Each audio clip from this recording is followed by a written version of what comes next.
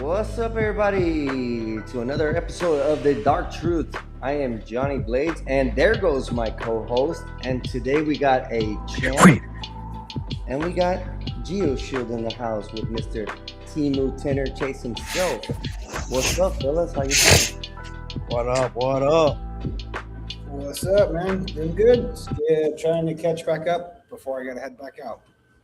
That's awesome. That's awesome, man. Ricky, let's get right to it, bro. You gave us two Shit. opens in a fucking row, bro. It's starting to hurt. The people What's want to up, Johnny? know, Hey, you what's up, fucking everybody? How's it retire, bro. going? Like, I love y'all too. Like, hey, fucking I fuck just you, needed to get that Johnny. off my. I didn't need to get off my chest, bro. Like as a boss, you gotta take losses, bro. Like I'm taking this L, but goddamn, Ricky. Fucking 2 in a trips year, bro. These trips are getting expensive. We need you to retire, stick to your tent lab, and let us fucking win, bro. He said, "Let us fucking win, bro." Keep calling me old. This makes me want to compete longer.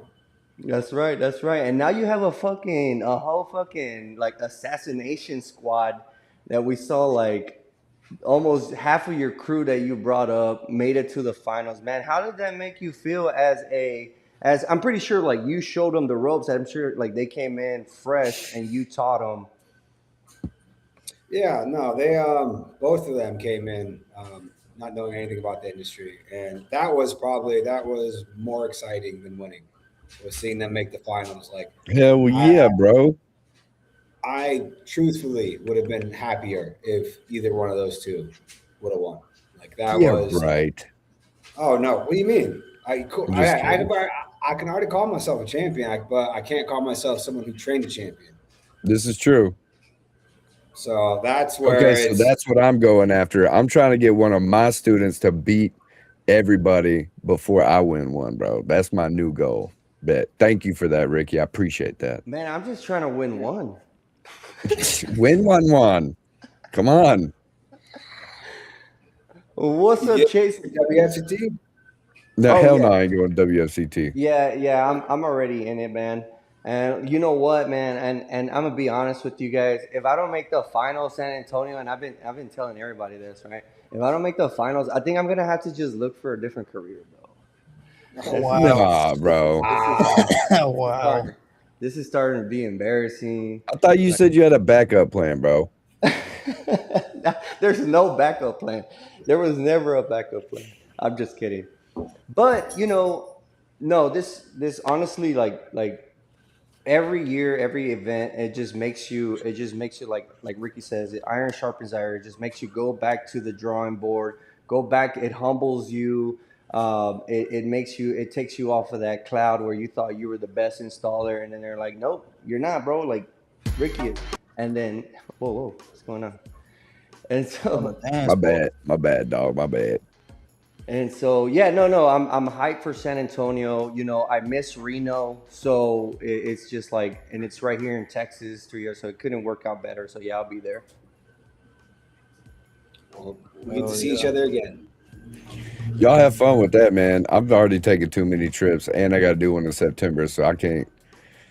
It's just, bro, I ain't about that life. No, not yet. Like I'm just now getting on a plane, like, and I've already made, what is it, 3 trips to Baton Rouge, 1 to Houston, flew in a plane to LA, and then I'm going back to Baton Rouge. So it's like fucking. This is the most I've ever traveled in a year. What if I just come pick you up in September? See, now, pick my man up, bro. See, now that's different. See what I'm saying? I think you might have to make a trip, bro. I think you can make a trip, pick him up, Operation Saving Shady J, and we get him to San Antonio, man. Saving Private Shady. Yeah. Saving Private Shady. Saving Shady's private. No, I'm just playing. Shaving Shady's privates. That's right. Okay. Wrong website, bro. Wrong website. Oh my goodness, man. Anyway, dude, so all I gotta say is the videos. I don't know if Ricky, you've been seeing Johnny's videos, dude, but they're so good, dude. They're so good. Like he has literally collaborations. Okay, that's right. You did, bro. It has been. He started doing them, and he was like, "Yo, like I want to just keep doing videos." I'm like, "Bro, have at it. Like just have at it, bro." And you tell me what to do because you're creative. I'm not creative. And then we got Chase, who's also creative, that we kind of bounce some ideas off of too. And like, I can't wait to see what else he comes up with because now I'm excited to even hear about the ideas. You know what I mean? Like, I'm like sitting by the phone, like, is he gonna call and like at lunchtime, like have an idea and I get to fucking record something? But we're looking into doing more content and getting more clips and doing more when it comes to all that stuff. I don't know if y'all noticed, but we went ahead and did the verified badge thing just to try to make it look a little more official or whatever you want to call it. I don't even know what the benefits are. I was like, you know what? Fuck it. Let's do it. Trust, the perception of trust. People see the blue check mark and they're like, okay, I can trust this now. It's like, all right, you should probably do a little bit more research than that, but it works. Like I just did the verified thing with my account last week. I was just like, free trial. Let me just, all right, screw it. I'll leave it up. Just makes you look more trustworthy. Well, for me, honestly, it's the fact that it helps you a lot. It pushes you out more on that For You page. So I was telling Shady earlier, I did it for Instagram and Facebook, but I'm not really on Instagram that much. I'm more on Facebook. Well, then I started realizing after Tinter Battles, posting on Instagram more, dude, so many Tinters are on Instagram more than Facebook. Yeah, it's wild. I need to get back on Instagram for sure. Everything when I'm scrolling, dude, is Tinter Battles from somebody I've never seen in my life. And I'm like, holy shit, this is badass. Like, that's so cool. And I'm like, follow. Just, and then I'll notice somebody and like recognize them. And I'm like, oh shit, I remember meeting this dude. I'll be like, hey man, it's good to meet you. You know, because that's like a whole new side of like the social media space. And so we're trying to get it to where our Instagram's helping with the show and all that shit. And it's going to be good for reels and clips and stuff like that. So. Yeah, man. And so, yeah, like, man, look, my inspiration comes from like 2021, Tinter Battle days. And then now that I'm seeing like my rebirth, right? A rebirth, seeing Ricky's guys out there making content, having fun with it. And like, bro, like, I mean, we're on the topic, Ricky. I mean, tell us about your crew. I know like you have a guy, you have a social media guy, you have yourself, but like you guys come up with some trending things like, for instance, like the tint god, your guys are going as, because they asked me and I'm like, what do you say? And then they put it in these little clips and I'm like, oh shit, that's what they were doing. And it was, you know, it's fun to watch. Yeah. So majority of the creatives, I wouldn't say majority, but yeah, actually majority Jordan, like, so crew wise, yeah, we have a media guy or social media manager, if you want to call it, whatever you want to call it. But he does my videography, does all the editing, does all the content. He's the one who engages with the content. And now if it's a question or something that's tint related, he instantly, or I'll see it come in and I'll answer it. I'll jump in a conversation. But like he is a lot of the creative stuff now. But the Tint God thing, that was something where Tint Star Bob had, like, he had dropped a clip the day before, or I think he shared a story, and then like they were chatting up with him and Jordan and Josh were chatting it up about doing something, and that's where I think I don't know the complete origin of it, but it's like I think it was starting off Tint Star Bob wanted to do something, and then Jordan saw something. Jordan is literally on his phone, like, if he's not making content, he's usually scrolling through content. And if he sees something trending, he usually sends it to me or he sends it to Josh. He's like, all right, we're doing this. Or he'll just literally show up in front of me when he's down at the shop. He's like, here's the mic. And I'm like, what am I doing? He's like, just come with me. I'm like, I'm not going to like this, am I? He's like, probably not. Yeah, so, just sit down and say, I'm Ricky. I don't trust him anymore with that stuff.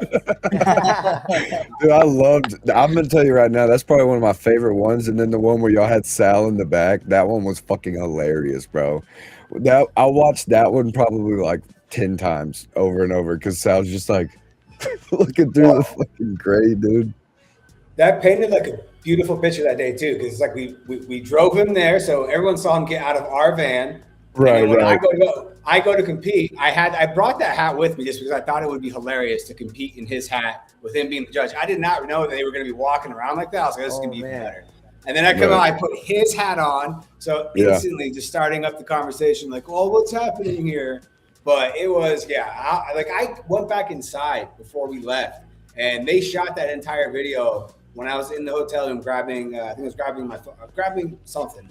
Going to grab something, came back down, and they're like, yeah, we just got a great video. And by the time we got there, Jordan already edited it and posted it. And I was like, okay. He makes it real easy, thankfully. So hold on, wait. Y'all had Sal in the van, you get a hat. I got the hat and you win? Months.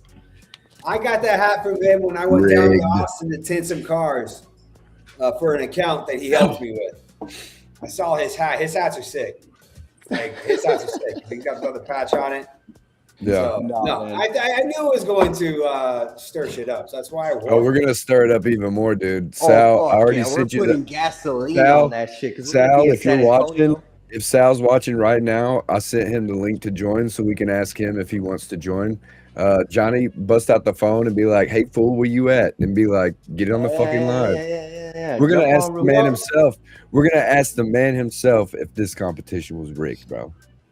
Controversy. The best part about doing that with Sal is the one person in our industry that not one person will question his integrity. Yeah, no, Sal's the man, bro. That's why it's like, this is going to be so much fun, because it's like any person who tries to question his integrity, he has the entire opposite side of the room going, what are you talking about? What up, Sean T? What up, Cash? Like, I busted his balls for a good 3 hours straight trying to find out if I was in the finals so I could go to sleep earlier, and he didn't break. He did a great job. He didn't break. Damn.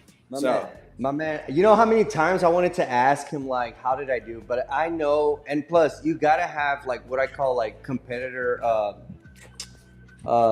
morals. You know, you got to have, like, that, like, there's a certain thing you do and you don't do. You know what I mean? So, like, ethics, right? To the stage. Ethics. And so I was like, I don't want to ask him if I made it to the other round, and then and he's not gonna tell me. I already know he's not gonna tell me. So I'm like, don't even waste your time. Yeah, no, man. It's a fun back and forth I have with Sal, especially because even when he judges WFCT, like, I know he's not gonna break, but I'll sit there and screw with him. But that also comes off of just, I've known him so long, good friends with him. And it's like, I'm going to sit here and bust your balls because I know how uncomfortable you're making me right now. Just wait until this drops. So I'm sorry. I'm going to return the favor until it happens. Right. Dang. Hey, so Chase, I want to ask you something. Competing for the first time in Tinter Battles, I personally thought you did fucking amazing. Like, I sat over in that corner, watched you the whole time. Tell us a little bit about, as a first-time competitor in a stage, especially the biggest one yet. Like, how was that? Like, how did it feel? I want to know that Well, for sure. well, for those that do What's up, know Vernon? me, like I've been in this industry for 5 years, but so I'm not new to going to competition, but I'm very new to competing myself. GeoShield allowed me to kind of start stepping more into the ring, especially with having the training academy in Baton Rouge. So first off, just being able to step in the ring with these guys. I mean, Fernan was in my heat. I had Byong in my heat. I had Poppy, Fernan. Um, I had some other big heavy hitters, and dude, on the sidelines, everybody's like, "Bro, you're stacked in your heat." And I'm like, "I know, but to Right. be honest, we had 12 minutes to do a side window, and it really wasn't the nerves that got me. It was more of the fact that these are guys that I look up to in this industry. Right. I said I've been in it for 5 years, but all these guys are great. Ricky, Fernan, Sean G, Cash is a good friend of mine. I've been knowing these guys for so long, and now being able to compete with them and against them. It's funny because a lot of these guys have been knowing me for years, but after Tinter Battles and me posting like, "Hey, I competed," da da da da da, people are like, "Bro, I thought I was following you on Instagram. I thought I was following you on this or whatever." Right. Like, hey, here I am. And what's crazy is like people will see other people that aren't their friends on those social media platforms and just assume that they're already following and shit too. Like I did that forever with, I think it might have been Sean G, but then he had like with you, he had the max amount of people, and he was like, "Hold on, I got to delete somebody or some shit." And it's like, well, rest in peace that soul that just got banished into the nether realm, Yeah, exactly.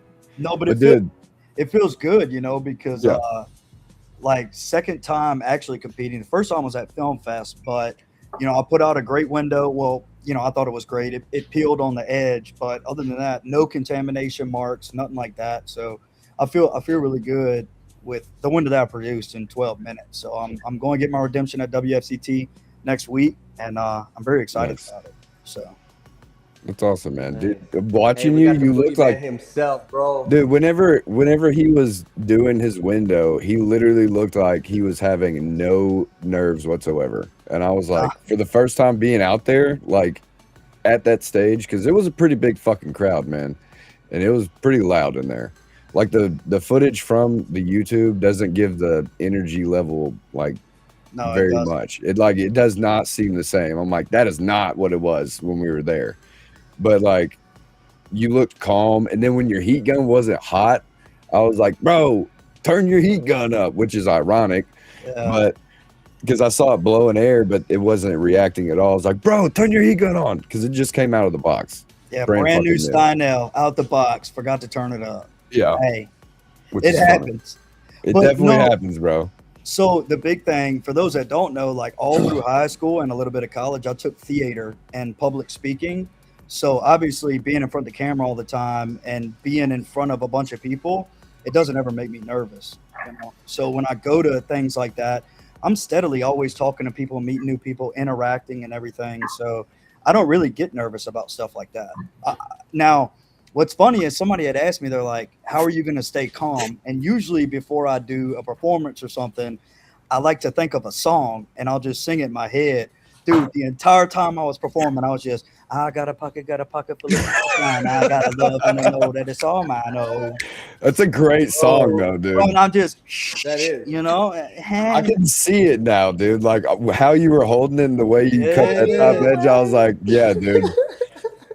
Perfect, dude. I love that. I just drink a White Club. I just drink a White Club. That's it. You just drink some White Claw. No, Ferdinand. Hold on. What's up, Ferdinand? We need a proper introduction, bro. We got the boogeyman himself, which this weekend we saw. A boogie child.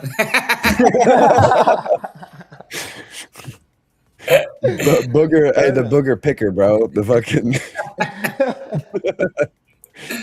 What's up, dude? What's Welcome. up?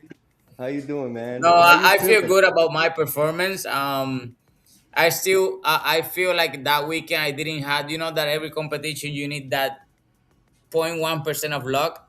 Yeah. So no blaming anyone, no blaming my install. It's just that 1% of luck. I was like missing it. I feel good in my install in my car, really comfortable. Whatever I was practicing, it came out the way I did it. Right. Just crashing the window, didn't saw it, no time to change it. They saw it, whatever it happens. Flat glass went well too. They actually scored my window. I cut short, and that's it. It's nothing you can do at that point. Um, Right. the same shrink battles. I went to the finals and when a couple guys in the finals, and then I was beat up by Mauricio. Well deserved, that his win because he did great. He killed. Bro, he beat all three of us right here. Just Yeah, saying. He beat me first, and then he beat Fernan, and then he beat Ricky. Like, yeah, it was belt to ass. And I'll let you know, like, I might have gotten close if my heat gun was turned all the way up, but I don't know if I still would have got him. Like, I went back and watched it, and I was like, dude, it was pretty close, but I can't tell you if I would have burned the film or not. You know what I mean? Like, yeah. It might hit with him. As soon as I saw how he set up his window, I yeah, said, "Fuck." yeah, I'm yeah, gonna have a hard time because I don't set up like that. I didn't set up. I don't. That's not my go-to. right. Now I saw him and I went back to him and I said, "Let me see." Oh, okay, no problem. Now I learned something Yep, about him, and I said, "Okay, now I'm gonna try that." But as soon as I saw it, I said, "Fuck, I'm gonna have a hard time." Then I yeah, get desperate and I crash my window, but I keep going, to see what's going on, blah blah. right. But I know I was beat up already. I was just saying, I did the same thing. I was like, I'm gonna still shrink this fucking window because if he fucked it up somewhere, I'm gonna at least get this bitch done. And then I saw Heidi give the thumbs up, and then Yeah, it's Poppy, nothing I can do. and Then then Poppy goes, In my "Hey, PPF round, of course, I how went did with yeah, Johnny, and I did whatever I could. I know I was going up against two installer versus one installer and a helper. But my goal was to finish and perform for the guys that I was over there representing PPG. And they saw that was great. They saw me great. They got the videos, they got the views, they got whatever they want. And at the end of the day, it's another day at work. right, I don't proud of I'm not proud of my install, but listen, I finish it. exactly." I bring the Yeah. car back. That's it.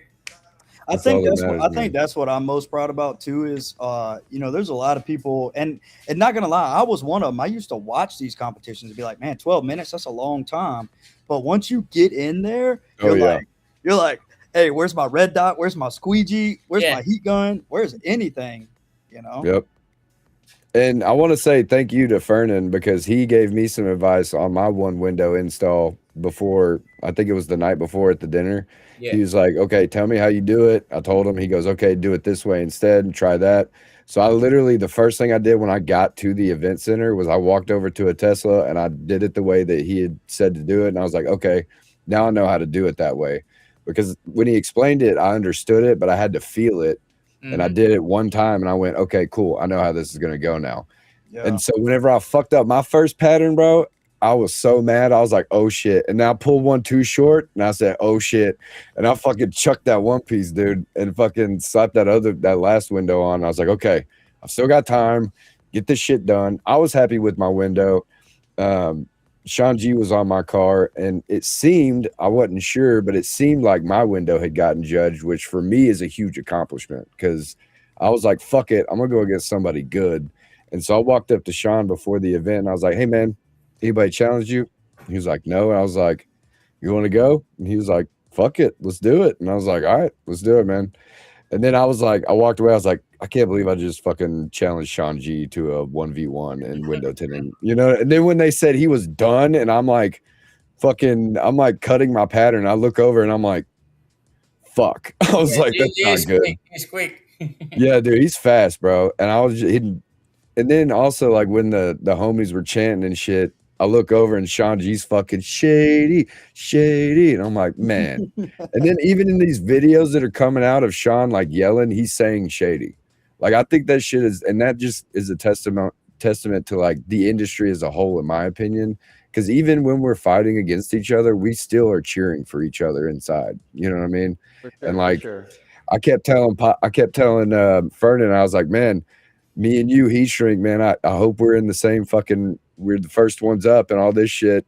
I was like, because if I'm gonna fucking win, I gotta take somebody good out. And apparently the champ took me out. So I mean, at the end of the day, I'm okay with it, you know. Now that you mentioned that, if everybody's wondering why I end up pairing with Ricky on cars and flat glass, because Right, I was Ricky gonna reached ask out, that. yeah, Ricky reached out in the first night, and they say he said I want to go with the best. That I don't consider myself the best, but he said that, and I give him the shot on flat glass also. So that's why we paired up and we end up going over there. He got the first pick draft, in the draft that they have the first Yeah. pick. So he got that first pick, and I gave him the flat glass also. So, but it was a good battle. He said that going against me, the same as me, going against someone that always Right, being in the top, it make you perform better of course. because you want, like, I want to beat the guy. It doesn't matter what happens, but I want to beat the guy. And I But like what Sean G said. He said at that level we're all champs. Like if we yes, all do that, we're all trying to be the champ. You know what I mean? any given day, that's it. Yep. Any given day. I You just love gotta that. own it, and if you gotta set back, you set back. You celebrate the winner. That's it. Yep. Yeah.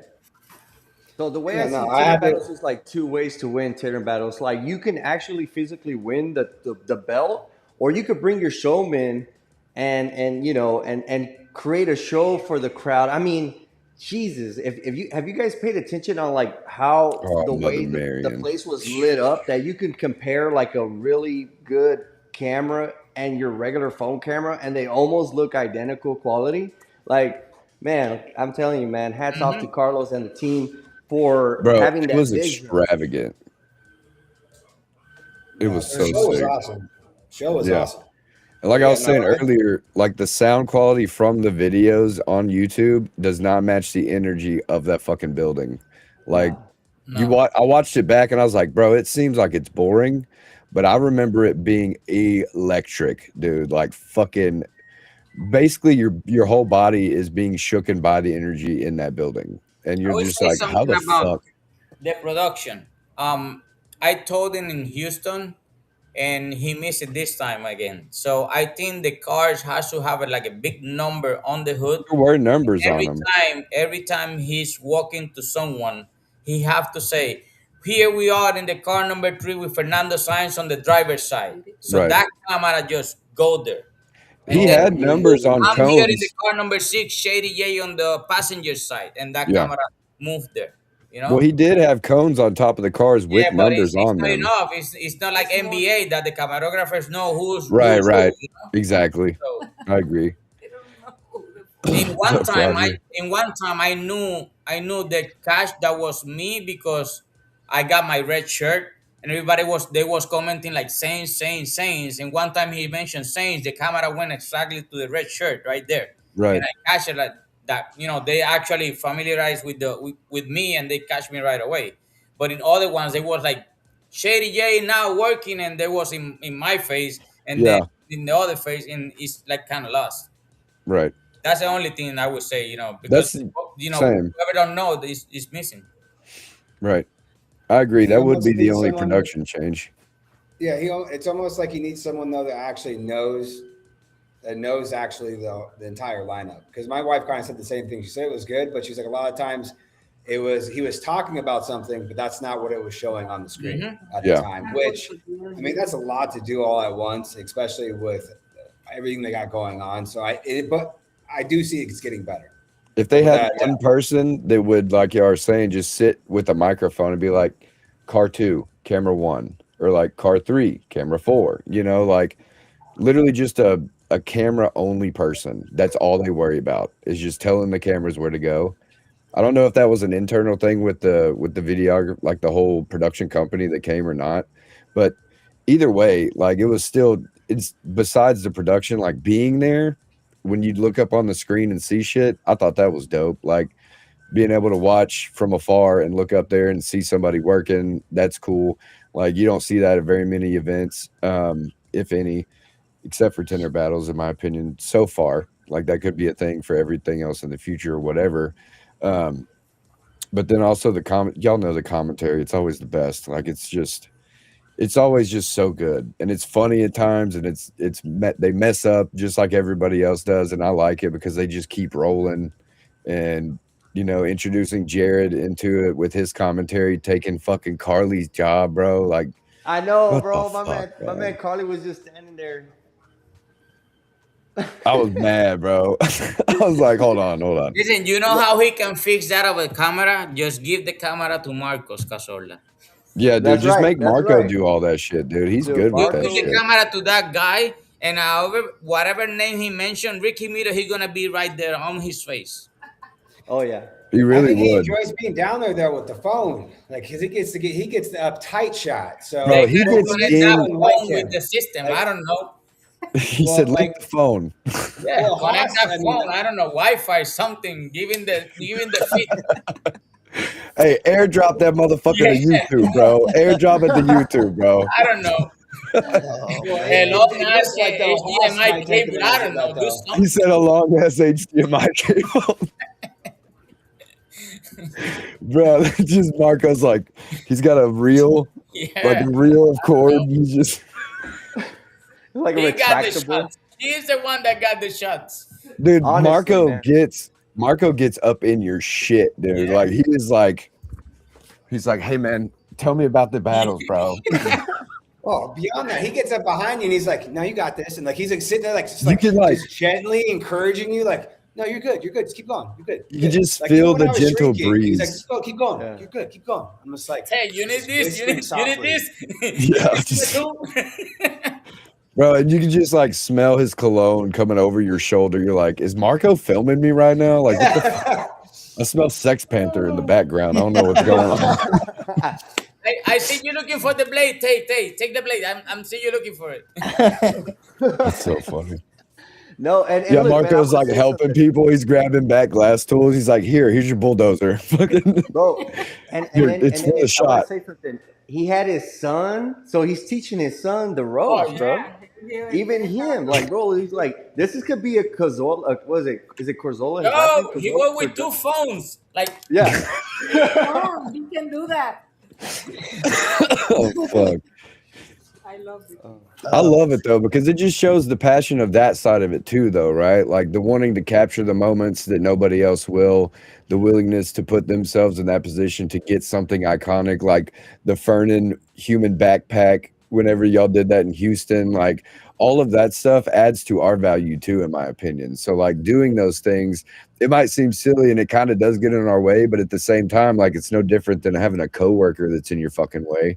You know, like we've worked around that shit before. So it's like, you know, you're like, don't rock the boat. They're not bumping into the car, moving it and shit, at least, you know, and they're not Yeah, running because into he you. knows he's a window tinner, so he knows Yeah. how He we knows your movements. Yeah. exactly. So That's the main he part. knows that as soon as you stop squeeing, he knows where you go, so he's Yep. gonna get out the way. Yeah. Exactly. No, I was having Yeah, when I fun was- with the flat glass battles, man. They had where we had to remove the adhesive, and you know when you're removing adhesive, it looks like boogers, like snot. So I was Oh, like, look, I'm gonna take speaking advantage of of them. it. I put it on my hand, and I'm like, chew, and I rubbed it on his hand. That's fucked up. That's fucked up, bro. No, but yes, man. We're gonna talk about that. But like in my flat glass competition, like we only like where I was at my station, I had access to one row, and there was like two competitors, and that was the closest table, right? So behind me was Jose Avila. I was like, look, Jose, I like your videos. You go first, big dog. Pull your film. When Yeah. you're done, I'll jump on there. But again, man, like that's just where you got to roll with the punches. Like you're in your head because you have a plan. But bro, once I think I messed up a cut. Once I messed up a cut, I started having fun with it. I was like, man, you know what? Let me have fun. I'm over here talking to the people. Like my top edge was clean as hell, but I had to pull it back, and a couple little specks came back with it. So I was like, damn. Did you pull your rubbers? Yeah. Yeah. Okay. So I'm not trying to judge anyone. I saw some people not pull the rubbers, which it's because they're probably used to not pulling rubbers, which I completely understand. But there's like someone who doesn't pull the rubbers in that situation with the rules like that, you don't stand a chance. I have You a just- question. Yeah. Have you ever heard of people V-channeling those kind of rubbers? Cutting them? Yeah, I used to. My early Yeah, I was parts about of to my- say absolutely. that's literally the guy that I worked for first. That's how he did every fucking window like that. And once I knew you could remove them, I was like, the fuck was he doing that the whole time for? Like, what the hell? Like, what They the didn't know you fuck? could That remove took them. so long to Hey, do bro, that, dude. come here. I got something to show your dumb ass. Dude, when I saw that, I literally go, what the fuck has he been doing for 25 years? Like, no offense to him or whatever, because he didn't want to pull them, but I'm like, I'm fucking pulling everything, dude. I don't give a shit. I don't think it's necessarily that. It's like he was not doing it and he knew. He probably didn't know. Like, honestly, I always cut mine because that's what I was trained with. That's what my dad showed me. I didn't even think that you could pull those out. And then we got showed you could pull them out, and I fought it still because, like, no, it's not my way. And then after it's like using a film handler. As soon as you start using or doing something in that manner, you're going to be slow as shit to begin with. And then all of a sudden you're going to realize, like, oh, I can cut out all these steps now because there's no fucking rubbers in the way. Like, it's just so much easier. So it might take a little bit more pre and post work, but the in-between part goes way faster and it's way cleaner. And, like, if you're not pulling those, it's crazy. Like, the only time I don't pull them is once a year, WFCT. That's the only time I don't pull my rubbers and I tuck rubbers. Otherwise, I never do. It just doesn't happen. Yeah. I got really good at learning how to V-channel that shit, though. I don't know how that just happened, but there we go. My bad. Ricky, when you don't pull the seals, you use a card to cut, or you just cut straight on the... I cut straight on the gasket. Yeah, I will at WFCT. Those rubbers will push in majority of the time, and if they don't, I'll push hard enough with my leading finger, and I just cut right up against it, just so there's enough. So when the rubber snaps back, there's no gap. Yeah, no cards. That's actually my learned go-to move. My Me go-to either. I move, can't use the card to cut. That's what I'm going with. I'm gonna try to do that method of tucking them in and then trying to tucking them out. If it hurts I got me a in the cop, All right, so let me give you a pointer for that. Then don't wet your window. You want to tuck your rubbers first. You want the rubber dry so it actually grabs. If it's wet, it's going to slip back out. Yeah. Man, you heard it first on the Dark Truth podcast with the tips from Ricky Miller, the champ. I'm Go back to last year, Born to Tint podcast. Hold on. I mentioned it. I'm doing flaggers at WSCT, Ricky. Flat? No. Hey, I think Chase had a question. You're not gonna do flat glass WFCT? No, Anyway. I was just wondering why Johnny looked like he on a Motorola Razor right now. Bro, internet, bro. Oh, I'm trying to get my man a 200-foot Ethernet cable, but he won't accept the gift, bro. Ricky, you got to let him win one so he can afford better Wi-Fi. Yeah, man. Like I told my guys, you got to take it. Listen, dude, I used to have the worst service, so here's your chance to get it now, Johnny. I took it. I was getting made fun of for fucking as years. long as my Johnny is hiding behind the shades. Johnny's hiding behind the shades. Yeah, I got one. Someone gave me this, really special. Ooh, bro, them bitches is fire, bro. Them bitches is fire, bro. So, Johnny, when you go, you had like a not too good weekend, then you. Bro, yeah. Oh man. Oh my god, that's so funny. We had a good weekend, but not too good, So it was a great weekend. No, this is to hide my swollen eyes from crying all weekend. Yeah. Dog. Hey man, dude, at least you didn't fucking not turn your heat gun up, bro. Like, I'm still beating myself up over that shit. When Poppy goes, "Hey, you didn't turn your heat gun all the way up," I went, bro, the next time I bring heat guns, I'm not bringing those damn Stein nails out the box. I was like, dude, you gotta be shitting me. I was like, so it wasn't that he just beat me, it was I forgot to do something too. That's even worse. I was like, that's doubling down, dude. But I'm just happy I made it to the finals. That's fucking dope, man. I was happy with it. So, and I got my window judged, so I'm happy. I'm just happy to compete outside the fence. I won a bet because my window was not an X. So right. You're flat. Man, Michelle said doing the sad boy walk. You've been doing this since you got off the plane, ain't you? Oh damn. Oh fuck, we lost his audio. Oh, we lost him. Or he's messing with us. Yeah. I don't know how y'all feel either, but so the first Tinter Battles I went to was Amelia Island. And after that, I did not think anything was going to top Amelia. I swear, dude. That was a great one. My first was Amelia. So after Amelia, we had what was the next? Orlando to me was It was all right. Orlando to me was all right. To me though, because I worked the booth most of the time, it was hot. It was it was so hot, bro. Booth. But going to LA, I was like, okay, let's see how this one's gonna be. And to be honest, from my perspective, LA blew Amelia Island out the water. Yeah, it really did. I'm on the opposite side. I will tell you why. My first competition ever was Amelia Island, and then I went to every Tinter Battles competition. I think in second place you got Houston. It was small, but everybody was It was staying. very intimate. It was intimate. Everybody was staying in the same place.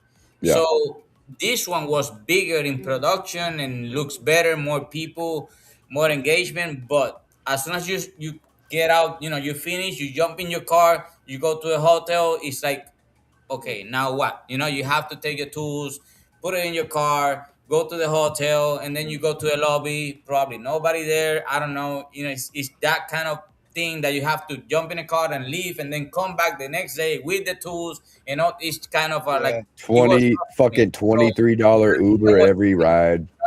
And Houston was everything like it was more smaller, but it was like everybody was there, like in the same spot. Yeah, I didn't like bumping into people in Houston. That's the way I see it. Like it was super tight in Houston. Like I hated. I really love it a lot. I really like it a lot. I loved it too. I just didn't like having to like go like this through people. You know what I mean? But other than that, like it was a great. That was. I'm gonna say it goes for me. It goes L.A., Houston, then Amelia Island as well because like it's just. I like the bigger space and the more ability to walk around in LA, but I'm with Fernan on the whole having to leave and come back because Uber rides ain't cheap, dude. And it's like the drivers that drive those Ubers are fucking maniacs, bro. Like they are. The AC on. I don't know. They drive like Fernan in the fucking go-karts, bro. Like they drive like that, bro. Like fucking. And Heidi, Heidi can give them a run for their money. Like give her a car out there and be an Uber driver. She's keeping up with them easily. So do you guys think that Miami will be the cultivation of everything that everybody's wanted in one? I feel like maybe. I don't know. Miami's a wild place. It depends where he do it. If he do it like everything in the same spot, like you have a hotel right there, and everybody's in the same spot, like you actually finish the work. I call it work, right? You finish the work and you don't even get to your room in 2 hours with the tools on hand because you keep seeing people and stop right here and talking here, and then you go to your room. Okay, I get that. It's probably gonna. I mean, I think it's always gonna get better. I still think that there's so much room and opportunity for this to grow in so many different directions that it's. I mean, from my first experience was Wiz Castle. That's what made me like after that, like I think I texted Carlos, I think the next day I was like, whatever you need, I'm in. Like I understand this now. I get it, especially with the content. As the content started coming out and going viral, I was like, oh, I can make money off that. Like that makes sense. That's gonna help my brand, push my brand out. So I was like, dude, anything you need at any time, do not hesitate to reach out to me. I'm in. Houston was awesome because how intimate, and yes, getting to the hotel. LA was bitching because how big it was. If you can mash those two together, that would be epic. 100%. What's up, Sal? Everybody, welcome in. The judge is here. Oh shit, everybody. Why y'all go silent? Because you're a little delayed. Because we can get arrested. I don't have bail money. Damn it. Can't hear Johnny at all. Johnny, turn your mic. Johnny, he's trying to do something with his Nokia. He had Nokia. Jesus. I think Johnny's on mute. He don't see it. We can't hear you, Johnny. I think what I love the most about Tinter Battles, to be honest, I mean, coming from a distributor standpoint, is that when I go to Tinter Battles, like, yeah, I'm trying to go there to sell stuff, but it's the camaraderie at Tinter Battles for me. Like, dude, I had people coming up to me the whole time. Man, Chase, I know you guys got extra tools. Like, can I borrow a heat gun? I'm in the heat shrink finals or whatever. Like, yeah, dude, go to our booth, grab whatever you need. Oh, man, I seen you got some extra tools. Can I borrow something? Like, that is one show where literally manufacturer doesn't matter. Like, we're all just really good friends. We're there for one reason, to have fun, hang out. That's why I love that place, man. I haven't heard one person be like, no, you can't use my shit. Yeah. Ever. To be honest. I use Marco's heat gun. Marco's heat gun was what I used the entire time. And like he posted a story about a brand new heat. Like he's like, I got a brand new one. Like he posted it on story. Like, I'm coming for you, Austin. I text him. I was like, can I borrow that? Like I was gonna buy one and I didn't buy it. We can hear you. So yeah, he let me borrow it the whole time. That's I was awesome, hoping to win something with it because then I could be like, here's your championship heat gun, buddy. Yeah, I would have kept it. I would have been like, this is mine now. I'd be like, this is mine now. I signed it. I took it and signed it. Yeah. Yeah, see, that's the thing to me. I think his name's Land, and he's a high-tech user. And like the big thing is everybody's like, oh, GeoShield people hate high-tech people, and this person hates this person. Bro, like that is far from the truth, man. That's the furthest thing from the truth. Furthest thing from the truth ever. I was hitting Mauricio up on Facebook DMs earlier. Like, we're all friends at the end of the day. Mauricio hit me up after I did my first training with GeoShield. He was like, dude, saw you went to GeoShield and did some training, man. Congrats. And I was like, fuck. And I even told him, I was like, hey, if you ever need me, dude, just holler. I'll come help you. And I was like, I'm not like fucking contracted or anything. I'm just kind of a sub, you know. I just come down there when they need me. And, you know, I'm like a freelance trainer, I guess, now in a sort. But like that kind of shit right there, like Landon's in the chat right now. Sean G fucking apparently burned his hands, and also Landon had asked if they could use the vehicle that we were using to practice on, and he came up to you and asked, and you were like, "Fuck no," and he was like, "What?" And you were like, "No, I'm kidding." I was like, "Fuck no, no, dude, I'm just joking." He looked dead ass serious too. I was like, "Oh shit!" I was like, "I bet." Also, because you got all that atmospheres on the show, like everything, you know, everything is like friendship and stuff. You got guys like they are not shy to ask you things, you know. Yeah, exactly. Everybody's like, more willing to ask too. Oh, Fernando, I can you give me a tip? I say, where you struggling? What do you need to know? Yep. You know, and like I do like a small interview before I say, because it's a lot of things that I can help you with. What do you need help with? You know what I mean? So yeah. And it was good. I help a lot of people. Like you know. You helped me, bro. You helped me a lot. Like your tip that you gave me helped me a fuck ton.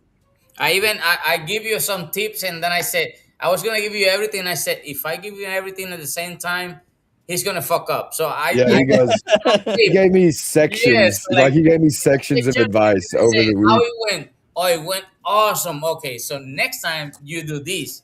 Oh shit! Okay, because if not, it's so much information. He would try to change something. Yeah, he was just feeding me little things of information. I was like, all right, bet. Talking about Sean G and burning hair, I looked at my hand when I got back. All of a sudden I looked at my hair in my hand. I'm like, oh, majority of it's gone. On the one hand, that's my card hand that I was using, and I'm like, that's me too. Like that, you got to come up with some kind of rule with that. Like after he uses that thing, like you got to put your arm out, and if there's hair missing, he gets 5 points off. You know why Mauricio end up with the torch? He used a torch on videos, but you know why I end up using the torch over there? Because he left the heat gun after beating someone, and then I think Ricky took it and wrapped it on tape with the other heat gun. And he was looking for the heat gun, and he ended up with it and beating everybody. No. Ricky tried to sabotage it. He told me he was using the flamethrower. I instantly said, I need a second heat gun now. Because otherwise I am utterly I said, well, he was looking, where's my heat gun? Where's my heat gun? The two heat gun tape. Not true. It's on video. Nice try. There's video evidence. No, he put that thing in front of my face, and I scrambled for another heat gun. Tried to find tape, couldn't, and then it's ended up holding two. Which thankfully, because as soon as they're like it's burnt, or as soon as I saw Heidi not throw the thumbs up, I was like, I'm gonna set the second heat gun down. I'm gonna slowly just don't screw up. Like, which was even more nerve wracking when I have everyone just say like, "What's taking you so goddamn long?" I'm like, yeah, exactly. I don't burn this. I don't burn this. I go forward. Like, I'm going to make sure I get this done. And it's like, I'm going to take that approach. I watch everyone burn their shit. So it was just like, I'm just going to keep using the heat gun, hope for the best. I was getting faster with the heat gun. If I would have repped out a little bit more, I think I could challenge a flamethrower. But it's like, I have to sit there 20, 25 times, figure out my exact split line. Exactly Marco, 11. Sorry, I was answering Marco's question. 11. I sent you the link. So there's a lot If of anybody else wants to contradiction. join, shoot me a comment that says you want to join, and I'll send y'all the link to join too. Just didn't have very many people reach out. There's a And lot I of might have to take contradiction with conversations that heat shrink battles thing. So how did, just to answer any speculations, how did Sean G end up being able to come back into the finals? What happened with that? All right, so because I was right there when they did that, because we were on an odd number, they just were like, "Hey, we're gonna throw if we're gonna put anyone back in, we're gonna put the champ back in." Like he technically is defending his belt. It just makes sense. Which he should have already had. He never should have went. I agree. I didn't think he should have had to compete either. Yeah, it should have been find 7 people, and then the champ gets automatic bid into. And it just worked its way out to where he was back. I wasn't worried about it. I wasn't pissed off or nothing. I don't think any of the finalists. I bet you were, dude. Worried, not pissed. Yeah, worried. Yeah. I beat him once, kind of, but it's like I don't want to draw him again, and I so happened to get him again. I was just like, you got to be shitting me with this. Yeah, it was meant to be. Yeah, exactly. I agree. That's it. I'm happy that that Mauricio won with the Silver torch because the people from Silver, the lady, the social media lady, and the sales guy was over there. Man, I was supposed to buy one from them if they had any, but I forgot, bro. And and I didn't make it, but I was happy as soon as I finished. I told the guy, "Listen, you got the storyline. The guy who won is using your torch." So exactly. And they was happy. I ended up getting it. I got a whole goodie bag from them for taking second. I have all the triggers now and all the different types of heads and everything. I started screwing with it yesterday. So by the end they had like package for the first, the second, and third. Yeah, Ricky, do you like that power jet? Which one is that? I only put the 2 hot air ones on yesterday. So the hot air, but the gray one that you showed earlier, that's the power jet series. That motherfucker throws some heat. Yeah, but what happens? Yeah, I love that one. They're gonna have both of them. I like them. They're gonna have a package going out to the first, the second, and third, and there was they take things out to make it smaller, right? But I mean the power jet, it was the first edition of the silver torches in the interchangeable tips. So they came out with the Pro 9, and now they have a new version of the Pro 9. Yeah, so I think heard that one's not that great. Don't take my word, but I think the first one is the first place is gonna receive every package from the first generation to the all generations with all the tips, and then going down and down. So I like a lot the power jet because the way the trigger is just so simple and and lightweight.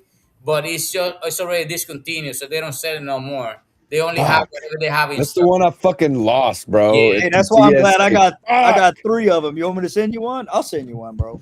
I'll be there in September, bro. Just hold on to it for me. All right, I got you. I'll bring you a box of Rice Krispie treats, bro. Yeah, that's a Pro 9. Ricky. So they have a new Pro 9.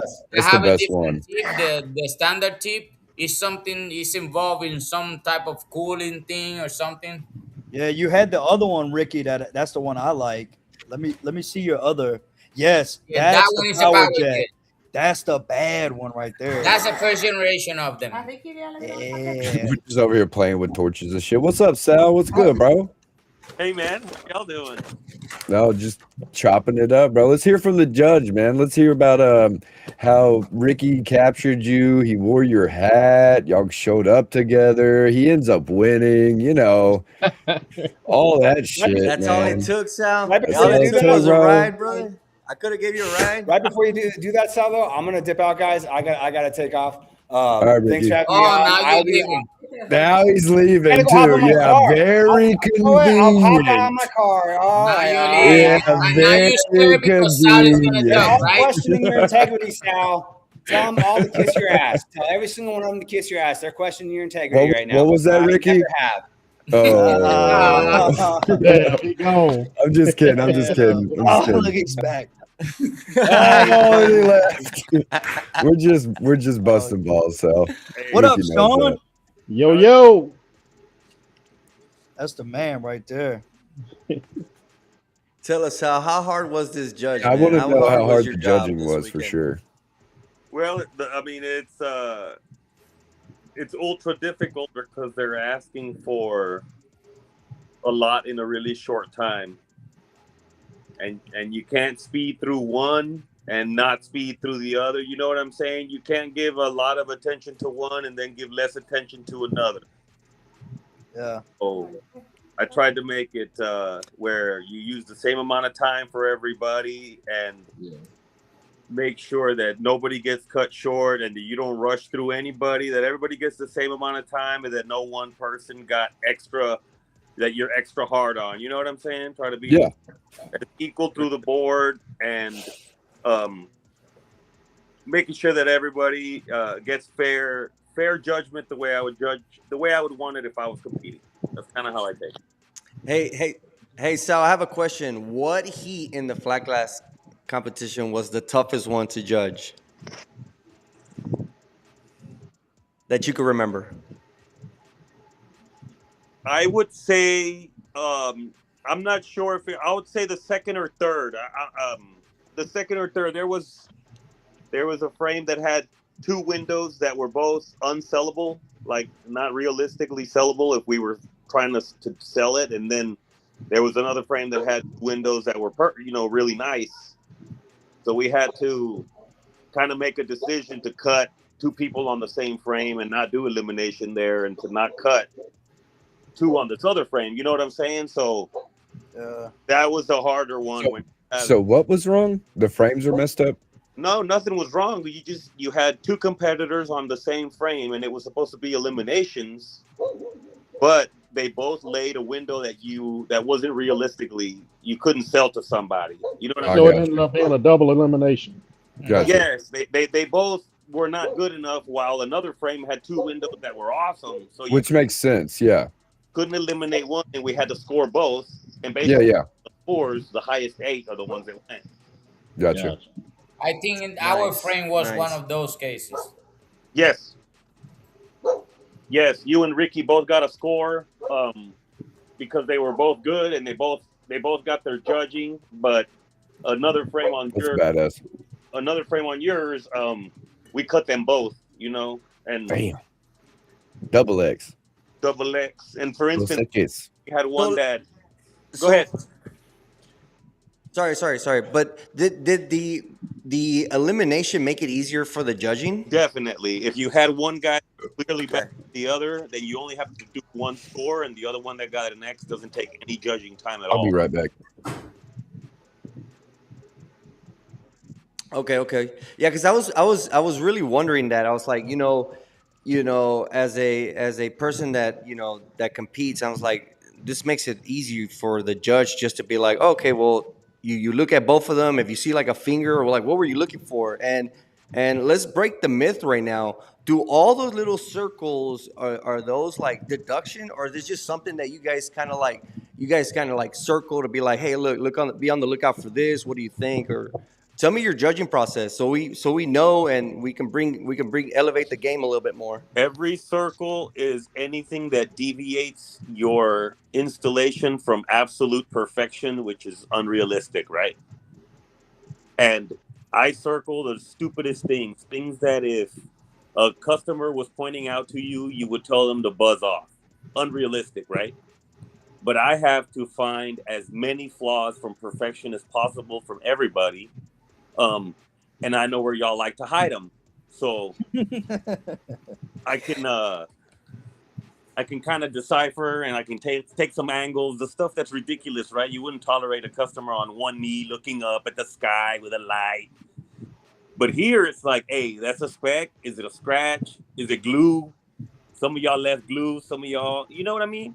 So yeah, at that level, you have to be picky as hell, because you have to create division, because the skill level is so high to where you have to be that fucking customer that none of us likes to be able to judge the competition, because otherwise you'll end up with fucking ties all day long. Yeah, dude. And I have a question that I got asked a lot.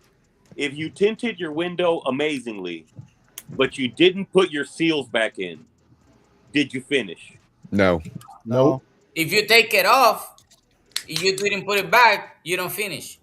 Yep. That's all y'all agree. All 6 of y'all. Yes. 100%. It's got to be customer ready. If that it right was, squad.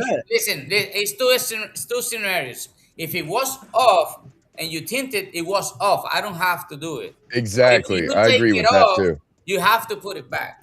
Yep. Yeah. Agreed. So that was part of it. I felt like there was a couple windows that were near perfect. Marco, where you at? I just sent you the link, dude. They don't have the seals on. Right. So I felt like even though it was beautiful, it's almost perfect. There's no seal. The guy on the other side, he finished. He has all the seals in. Who do I score? The one that was complete. Exactly. And that's what happened. Good. You come to a house to do 3 windows, you cannot do 2 windows and leave. It's unfinished work. Marco, I sent it to you in the messenger. So moving on to the finals, like, how did you see more contamination because of the orange chalk that Carlos threw on all the paint, man? Was that one easier to judge because there was probably like 100 contamination in the class? You know where right there, the guys that have been doing this a long time, they know a different way to wipe. A different way to handle that contaminated thing is a little different. So the guys. And how is that? Well, some guys soaked it and waited. Other guys flushed. Another guy decided to use a paintbrush and brush it dry, and that made a cloud all around it. Yeah, that's a horrible idea. So the guys with the experience, like, hey, I don't care about the water, right? Flush it, wipe it. Hell yeah. And then the hands that you use to just wipe, you don't go touch film now. No. So those little things of experience, man. Right. The guys that have done this in a really dirty sheetrock environment, they kind of knew, they kind of know. So my question is, what would you have done as the flag glass monster that you are as well, sir? I would have soaked it like grandma's dishes. Hell yeah. I would have soaked it and I would have waited a minute like grandma's dishes, and then I would have took like a one-handed paper towel wipe where all of those are going straight trash. Wipe garbage, before I even took a blade to it. And after it was soaked with that, I would have started with a blade, double squeegee, and vámonos, double wipe everything. Yeah. Until I didn't see orange. Yeah, but yeah, we say that easily, right? But I mean, I think it was 30 minutes, or I forgot how many minutes, an hour they got for Johnny. You took out Chris Garcia boat. I didn't know that. Yeah, that's why I'm wearing his hat, bro, like an Aztec warrior, bro. Like an Aztec warrior. I wear my prey on my hat, man. Damn. I saw one of the guys that he soaked the window and he just went straight to squeeze it. He said, it would be easier that way instead of wiping it. He soak it, and then he squeeze it. He cleaned the squeegee, and then, he got all the contaminants out. So it's just one thing that I would like to see on whether when he did that part, like throwing the shark on the window, taking all competitors outside the building and calling one by one. Doing that, and then 20 blades oh my God, to the here we go. stage, and then you only know, like, oh shit, and then the next 9 or whatever, they don't know what's going on, Yeah, that would have been funny. That'd too. Be pretty dope. Yeah, just to go show up to your board and you're like, what the? You're like, what the fuck is this, dude? Yeah, he got everybody there, the A guys, and as soon as he started doing, everybody start like, I'm doing this, I'm doing that, I'm doing this, I'm doing that. But if you have it outside and then you start calling one by one, you gotta figure it out right away on the spot. That dust looked like the Lorax farted on that shit, bro. Like, it was just fucking orange as hell, bro. I was like, holy fuck. I was like, what in the Dr. Seuss shit is this, bro? Well, everybody was really happy and excited. They all felt like they just cleaned their window for 15 minutes. Exactly. I felt like, oh man, I won this. I just won it. With those 15 minutes, it's a gift. And then what? Yeah, dude. That shit was wild. I thought that was pretty. I'm glad he didn't throw anything like that in for the fucking Teslas. That'd have been hell, dude. Like, here you go. Like, fucking all across the back glass and shit, dude. Then we'd all been like, who was that film that soaked the whole side of the damn car and the whole floor was wet? How about Trey? That's what it'd have been like if they threw that dust on the Teslas. Hell yeah, bro. Yeah. Hey, my man Trey didn't say free shower. He said free fucking pipe leak water. Yeah, free car wash, bro. He was trying to go fishing. Hell yeah. That's funny. Oh shit. So we do have somebody that I want to talk to about their competition, which is Squatch down here at the bottom. I just want to say personally, I'm super fucking proud of him. If y'all have seen the picture of me like pointing and Johnny fucking with his hands up like this, that's us cheering him on to finish his window in his first Tinter Battles and his redemption window from when he competed at We Are Film. And I just want to hear from you, Squatch, your first time competing at Tinter Battles, how you enjoyed it and what that feeling was like. I was in Houston in January and everything, and watching it and actually competing are two totally different animals. You know, standing on the sidelines, I was in heat 5, so I got to watch 4 heats ahead of me. Yeah, dude, and that 12 minutes, it's like you're sitting there watching your okay, this is, you know, plenty of time. Then you got the film, the roll. It's just right. It's so much different. I mean, time like so much after actually competing. You're kind of okay. So your audio is kind of robot-y. I don't know if you can hear us, but it's kind of choppy. A little robot-y. But to give you guys some preference, Squatch also just graduated from our GeoShield Academy in February? In February. So Marco. Yo, can you hear me? Yeah, we got you. Can you turn your camera on? Hold on. Yeah, I can't really see you. I don't know what's up with this jitterbug phone. Hold up. Let me see. Oh my jitterbug phone. But anyway, so back to what Chase was saying. Yeah, Squatch was in the class in February. He had some prior tint under his belt. And for that whole week, he just constantly improved the whole week. And he actually ended up winning the clean install challenge that we do at the end of the week. And made me super proud because, like, he didn't even know I was coming to that training event or to that training class. Surprised him and everything. Got to teach him, help him out, refine his skills and all that. And, like, for him winning that, I was proud. And then seeing him go to Film Fest, not have a great time, and then come back to this one and literally just absolutely killed it. And he was in the moment. He was enjoying the shit. Like, he was saying earlier, we were cheering him on and shit, and he was so happy. But when you saw the videos, he was just like stone faced, you know, because in those moments we're just so locked in that sometimes we don't show emotion, you know. But man, I'm just so glad that you came down from January and then February in class, and then boom, you're competing in the biggest Tinter Battles yet and finished your window, dude. I just want to say proud of you, dude. It's fucking badass, man. But I think that also goes to the guys like you and Sean G and Sal and Sam and Johnny and all them and Ricky. That goes to show that you guys are the true leaders in this industry, because at any other event, like, Squatch has only been tinting for a couple months. You know what I'm saying? It could easily be, man, what's this dude doing here? Why is he wasting his time? Why is he wasting his money? But instead, all these guys are building these rookies up instead of just shunning them out. And I think that's what I love about this industry. I could never do anything else other than all the new talent was killing it, dude. I really they were all. I didn't see one new person that wasn't fucking good, dude. I was like, holy shit, dude. Everybody I've never seen was murdering. I tell you what, I think that was one of the best moves Carlos could have made, was taking it out to Cali, because we saw so many new faces.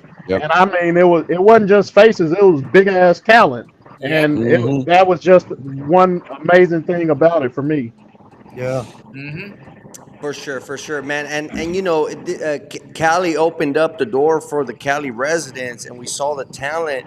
Miami, it's gonna be crazy. Has some hidden giants, man. I think Miami's gonna open up the door, and I know I'm not just gonna be biased because I'm Latino, but I think it's gonna open up that Latin heat, bro, because you're gonna have Miami's one of the easiest access to get to United States for them. You know, you got Puerto Rico right around the corner. You got the Dominican Republic.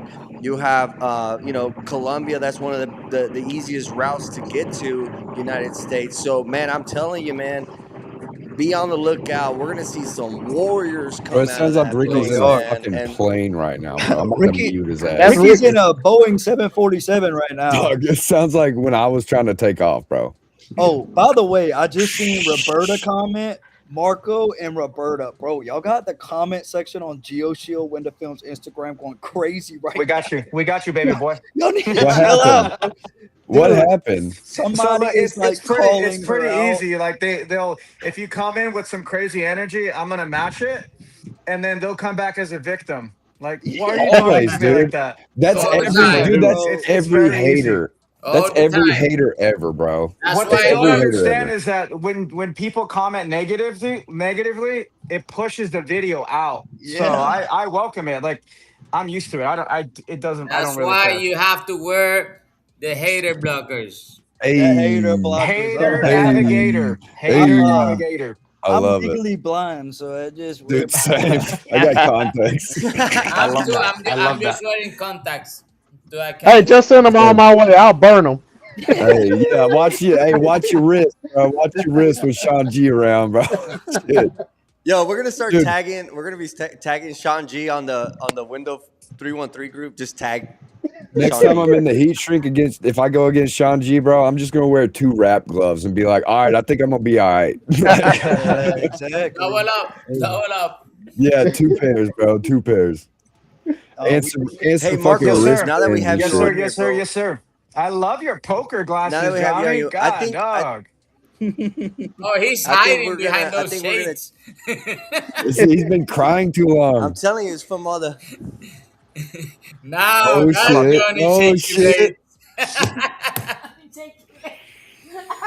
No, I think we're gonna rename you, Marco, To what? from film trainer to filmmaker, Yeah, bro. dude. Because the Yeah. way you were handling out on the field, man, you were really coming in clutch, man, and awesome, man. And I know you take a little bit of credit for the videos that you posted, for the Tinter Battles. I mean, I don't know who picked the Biggie song, but if you go back to that post and you just hit the audio and just like start scrolling, it looks, I'm saying, I said it in the comments, but it looks like the end of a movie, and it's just like, oh my god, I'm just like scrolling and you hear Biggie in Yes, the sir. background. It's I definitely perfect. picked that Shit. song for a Perfect. reason, for sure.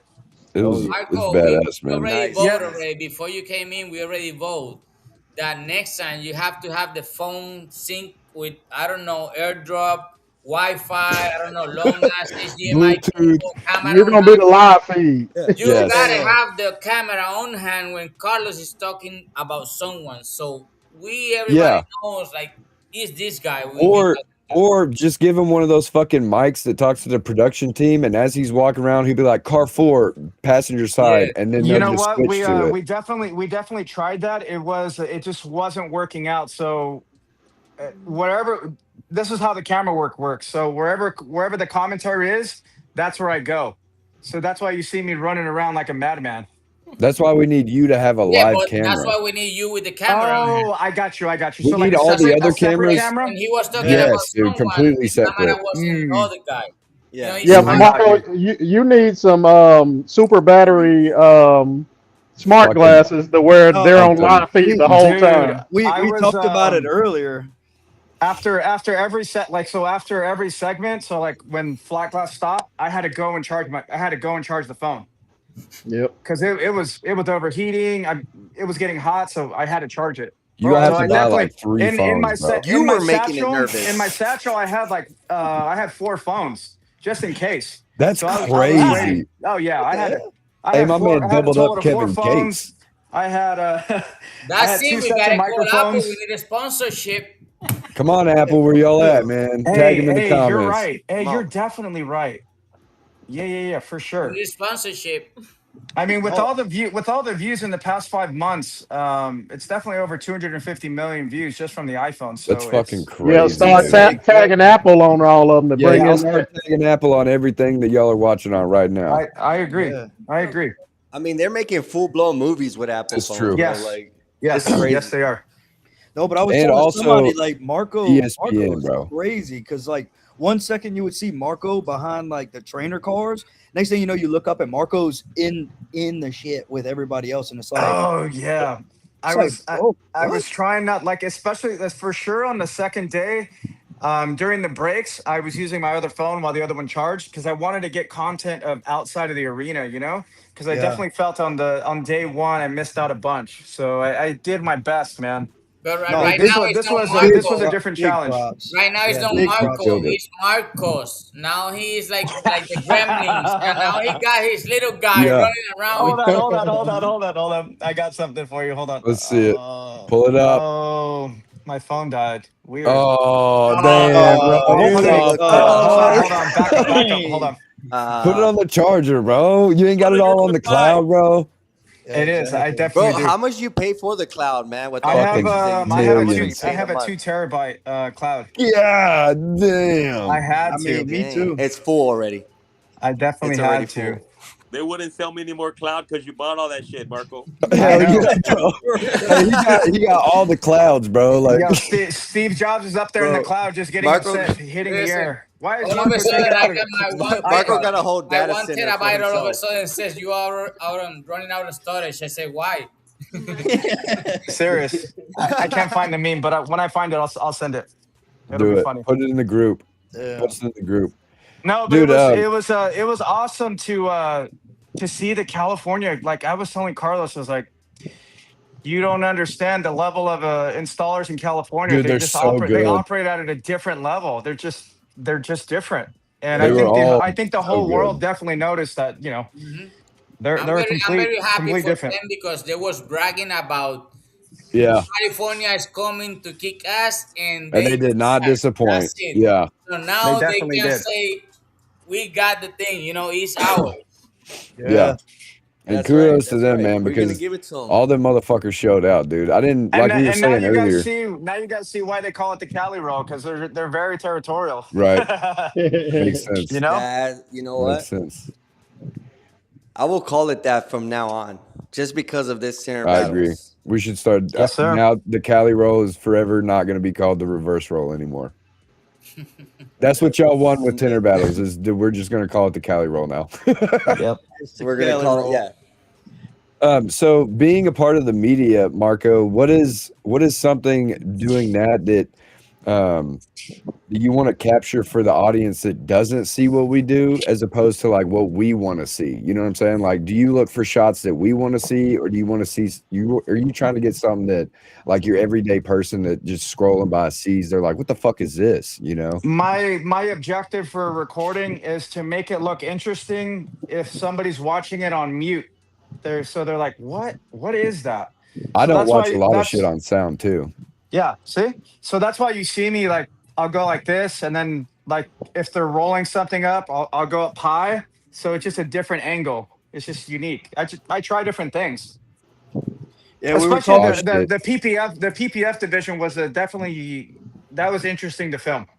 Especially when they were doing the front bumper because you can't really see what they're doing. So that's why you see me zoom in really tight or whatever they were doing. I try to get a different angle to make it look interesting. I haven't reviewed too much of the PPF content, but we'll see.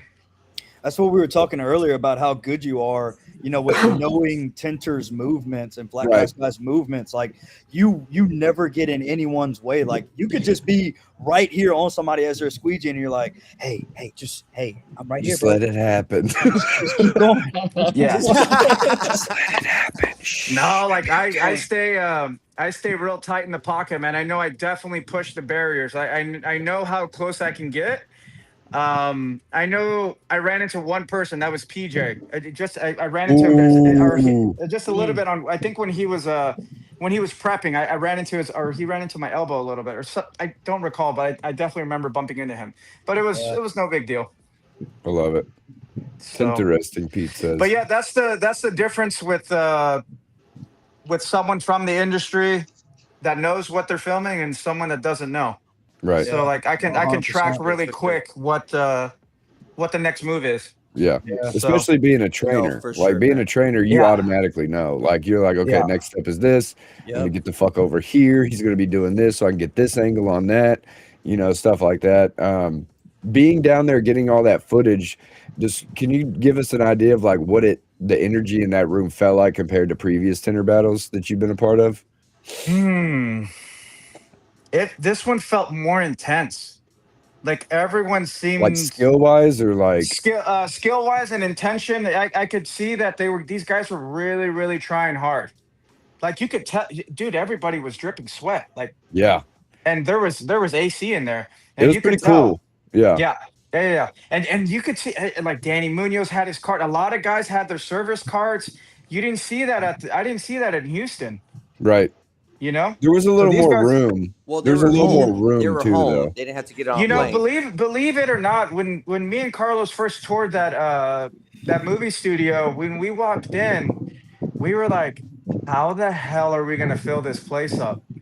And then at the day before, it was just like, dang, it's kind of small. It's kind of tight. So no, but it definitely worked out good. It worked out really well. Oh yeah. Everyone seemed to have a really good time. I love filming everybody, man. I really loved it. I can't wait for all the content to come out. Did you get it? I gotta ask you, did you get a good video of me holding up the fucking shiny knife? I did, and I did zoom in. I did zoom in on it a little bit too. And I think Carlos said, He when you're mentioned filming it. so much, Yeah. it's kind of hard to remember everything. Yeah, 'cause he it's talked about it. So I wanted so to make sure if that he you talked got a about good it, I video. definitely zoomed in. Oh, Okay. and you know what? I got this epic moment when Johnny Blades. This is Maximus Prime. What's up, Maximus? Oh, he can't. Mr. Jordan said hi, Maximus Prime. What's up, man? He's like, what up, yo? Hey, what's up, future Tinter? That's right. They said, "What's up, little Future proud of Maximus you, Prime?" bro. Yeah. I got this epic moment. I'll find it. Johnny Blades was squeegeeing, and then at the reflection of the tint, you could see Shady Jason. Come on, Johnny. Come on, Johnny. Come Oh, on, Johnny. shit, Oh, I got that. bro. Oh, it was perfect. That's what I'm talking I was about, just bro. like, I was like, okay, perfect. This is a moment. I loved it. That's what it's about, man. I zoomed in real tight. Like I got really tight framing on the reflection, so you could see Hell Johnny yeah. squeegeeing and Shady J, which is like, come on, Johnny, and you were like looking. I was like, oh, this Dude, gave that's me the shit goosebumps right right there. now. That makes But- me. Nah, man. That's my That's favorite awesome. part Thank about you, this Mark. shit now. Yeah, Yes, thank sir. you. That's Yep. Did you also get when his squeegee fucking came out? Why'd you gotta bring that up, bro? We had a moment. No. right He's like, we've been having a moment. Hey, You gotta do this shit. You gonna make Johnny put the shades back on? Damn. Wait, I see a tear rolling down his face right now. Bro, I'm not gonna lie. When that happened, Johnny, I literally go, like my heart stopped. I was like, oh fuck. I had a plan But B then- though. You saw the plan B. I seen definitely, it. I definitely was doing push-ups and stretching between rounds. 100%, I was. I was doing sets of 30. I was just trying to stay loose, man. I had to be like Gumby, you know. I had to stay you loose. got to in that situation. Mhm. Hey, we got For sure. Carlos in the chat now. Okay. Oh, there it is. The There's mouth the of the big South. man. The hater Hey, navigator guys, himself. guys. He told me that he wanted us to be the stars of the show and that he didn't want to join us. So I don't know if we're gonna have to like chant him in, like Texas. Carlos, EG. Carlos. Summon him 3 times. Carlos, Carlos. I'm gonna send it. Look, I'm gonna send it to him, and if he joins, he joins. If not, it is what it is. Hey man, but homie's probably tired, bro. He's probably exhausted. He probably- never get tired. We only need 3 hours of sleep. Nah, That's it. he's Mexican, man. Those guys never get tired. That dude. What? Johnny's always fucking tired, bro. What are you talking about? Damn. He's got those Cain Velasquez genes, man. Those 4th and 5th championship rounds, man. No, man. No, I was gonna bring this up, man, but like, how many of you guys met someone totally new? Someone that you guys, I think we all can raise our I hands. finally yeah. met Tint God. Yeah, I dude. finally met him after so many years of following that dude on social I'm trying media. to I get was him like, on the man, show. I'm trying Oh, to get him he'll- on the show, bro. He'll do it for sure. He'll do it. Dude, mine honestly was Tints by Rico in the chat, bro. I've been Yeah, seeing dude, him. Rico. He comments on for sure. all the stuff sometimes, and then seeing Yeah. him, meeting him in person, I was like, brother, He is the I was exact same. not. Yeah, I was like, hey, You wasn't ready, was you? I was not ready, bro. I wasn't either, bro. Trust me. But I was like, dude, this is exactly who I thought he was. I was like, he is exactly what I pictured him being like in person. Yeah. Like, he's a cool ass dude, bro. Like he worked. Yeah, he is. He worked hard. He said he was a little nervous and all that shit, but he showed up and he got sponsored by Rewired, and he went in there and he fucking did his window, and he did flag glass too. So, you know, big ups to Rico for getting down there and fucking doing his thing too, man. He's a cool dude, man. He's a little high energy for sure. He's a little high energy for sure. Very. He's like a Jack Russell Terrier, bro. Oh my god, bro. Oh, it's great. It's great. You got to bring him out for walks every 5 minutes. Come on, Rico. Honestly, my favorite person that I'd never met before was this little kid that was sitting up in the stands with his dad, Omar, or Oscar. I'm pretty sure it's Oscar Guzman. I don't know if that's Joe's like family or what, but Joe's Flagglass, the kid, his kid. Yeah, the little kid, dude. Like he was just out of nowhere, just starts yelling, "Shady, Shady," and I was like, I love that. I turned back and I was like, "Fuck yeah, little man!" I was like, "You're fucking awesome, bro." And his dad just sitting there cheesing. Like that was probably one of my favorite moments of the whole competition. Or there definitely seemed to be event. a lot more families and kids and parents and I know Chris Garcia's parents were there. Flat Glass Joe's parents were there. I didn't expect that. It's a beautiful thing, man. You know, compared to other corporate, corporate, you know, I've been to a lot of other shows. Compared to other corporate dealer conferences, and you don't really see that. And I think definitely this show definitely brought that element out, and I loved it. It was great. My sister came out too, so that's awesome. How'd she like it? It's awesome. She liked it a lot. That's good. She's like, I never thought that. I didn't think that you're a part of this stuff. I was like, yes. Yeah, it was crazy because I met because we came early and I met a guy at the cigar lounge. And, Jamie. He was asking me why I was there, and I was telling him, and he was like, "There's tint competition." So I sent him the link for Tinter Battles, and he was like, "Dude, send me the link to buy a ticket." He bought the ticket. He showed up. He hung out, and he was just amazed the entire time. No way. Damn. Dude, that's badass. Yeah. That's crazy. Dude, did you get his name? Yeah, I got his number. He's actually going to fly to South Carolina before the end of the year to hang out and just see how I run things in the shop. And he's actually talking about he wants to open a shop out there in one of the little suburbs of LA and wants me to come out there and do the training for whoever he hires to do the install. Beautiful. That's Dude, awesome, you see, man. look at that right That's there. networking. Can you ever see, that can never be done at any other trade show. I'm sorry. It can't happen. That's the difference between Tinter Battles and this is Tinter Battles. I love that crap. Oh, exactly. Beautiful. No, yeah, dude. So for the haters, for the haters that are like, "Oh, there's no prize money. Oh, this and this and this and that, bro." Like that's This is what it's about. It's the networking, bro. It's This the is what it's about, man. This here is the prize right money, here. bro. Yeah, that's This right. I love that. bro. Like me and Johnny were saying the whole time we were there, like the main thing of Tinter Battles is the people, and then the fucking competition is just a bonus. Like it's just a throw in with the fucking kick it session, bro. Like you go there, you hang out, you see the people you fuck with online maybe 3-4 times a year. You spend 2 hard days just competing, having fun, going out to eat, going to fucking event stuff, seeing all the vendors, and then it's like, oh yeah, there's also a competition going on while you're doing all of this other stuff, right? Basically, like it's just a different. It's just like it doesn't feel real when you come home. You're like, did I just go through a fucking fever dream? Like I literally always wake up the next day from getting home being like, what the fuck happened? And then I keep seeing videos come out and all these things. I'm like, oh yeah, this. Oh yeah, that happened too. I forgot that this. I remember meeting that dude.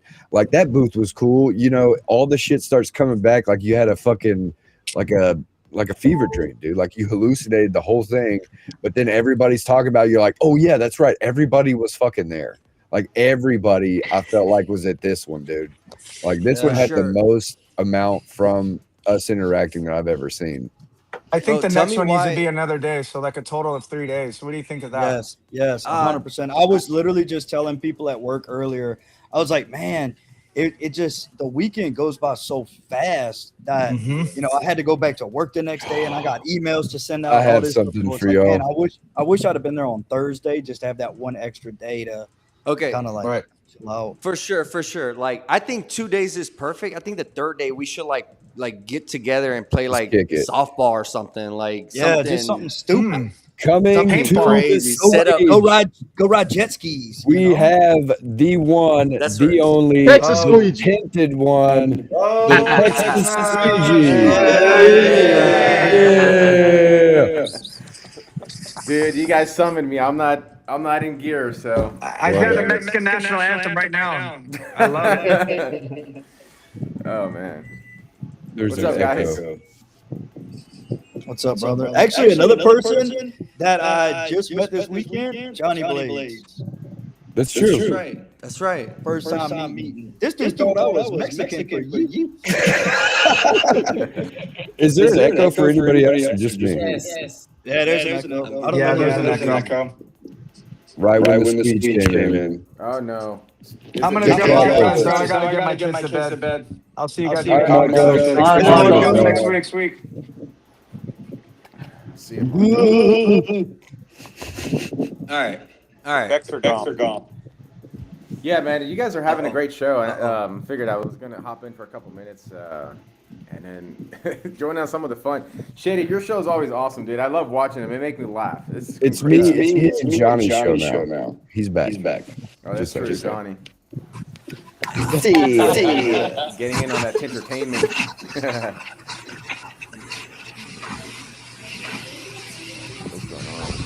Where's this static coming from? Carlos has another output, I think, going on. No, dude, this is straight raw dog on the laptop, man. Crazy. I don't have the mic today. Well, actually, yes, I do. Plug it up. Why did I plug it up? Hold on. All right, I'll be back. 1 sec. All right. So everybody get your questions ready. All the hard-hitting questions for Carlos. But man, I want to say something before he comes back. Did y'all see that video that Marco took of him sitting in the fucking event center, dude? Yeah, about cried. Tell me you cannot tell me that you did not fucking tear up a little bit, dude. I was fucking. Bro, I'm taking a shit sobbing in the morning watching it, bro. I'm like, oh my God, it's so beautiful. Oh my God. Like, dude, it was like I said in one of the comments, like it was the side of Carlos that people want to ignore, like that part of him. And that is what, in my opinion, is what everybody needs to remember the most about him in this event is like, it's that moment of him talking about how much he appreciates it and how much he's been working on this event. And like, he's the fucking man, dude. Like he's the main reason why we have this and the reason that it keeps going and it keeps growing. And like people, like we all have each other's backs. And like, I love when people try to go after somebody, we all just fucking gang up and we're like, yo, what's up, dude? We're going to jump that ass, bro. Yeah, we about to curb something the fuck out of you real quick. You know, like, and seeing that video was like, that is Tinter Battles, bro. Like, I want a shirt that Carlos puts out that says, I am Tinter Battles, right? So everybody that wears it is a part of it because that's what it is, man. Like, the reason the event works so well is because we are all the event. Like, we make it happen.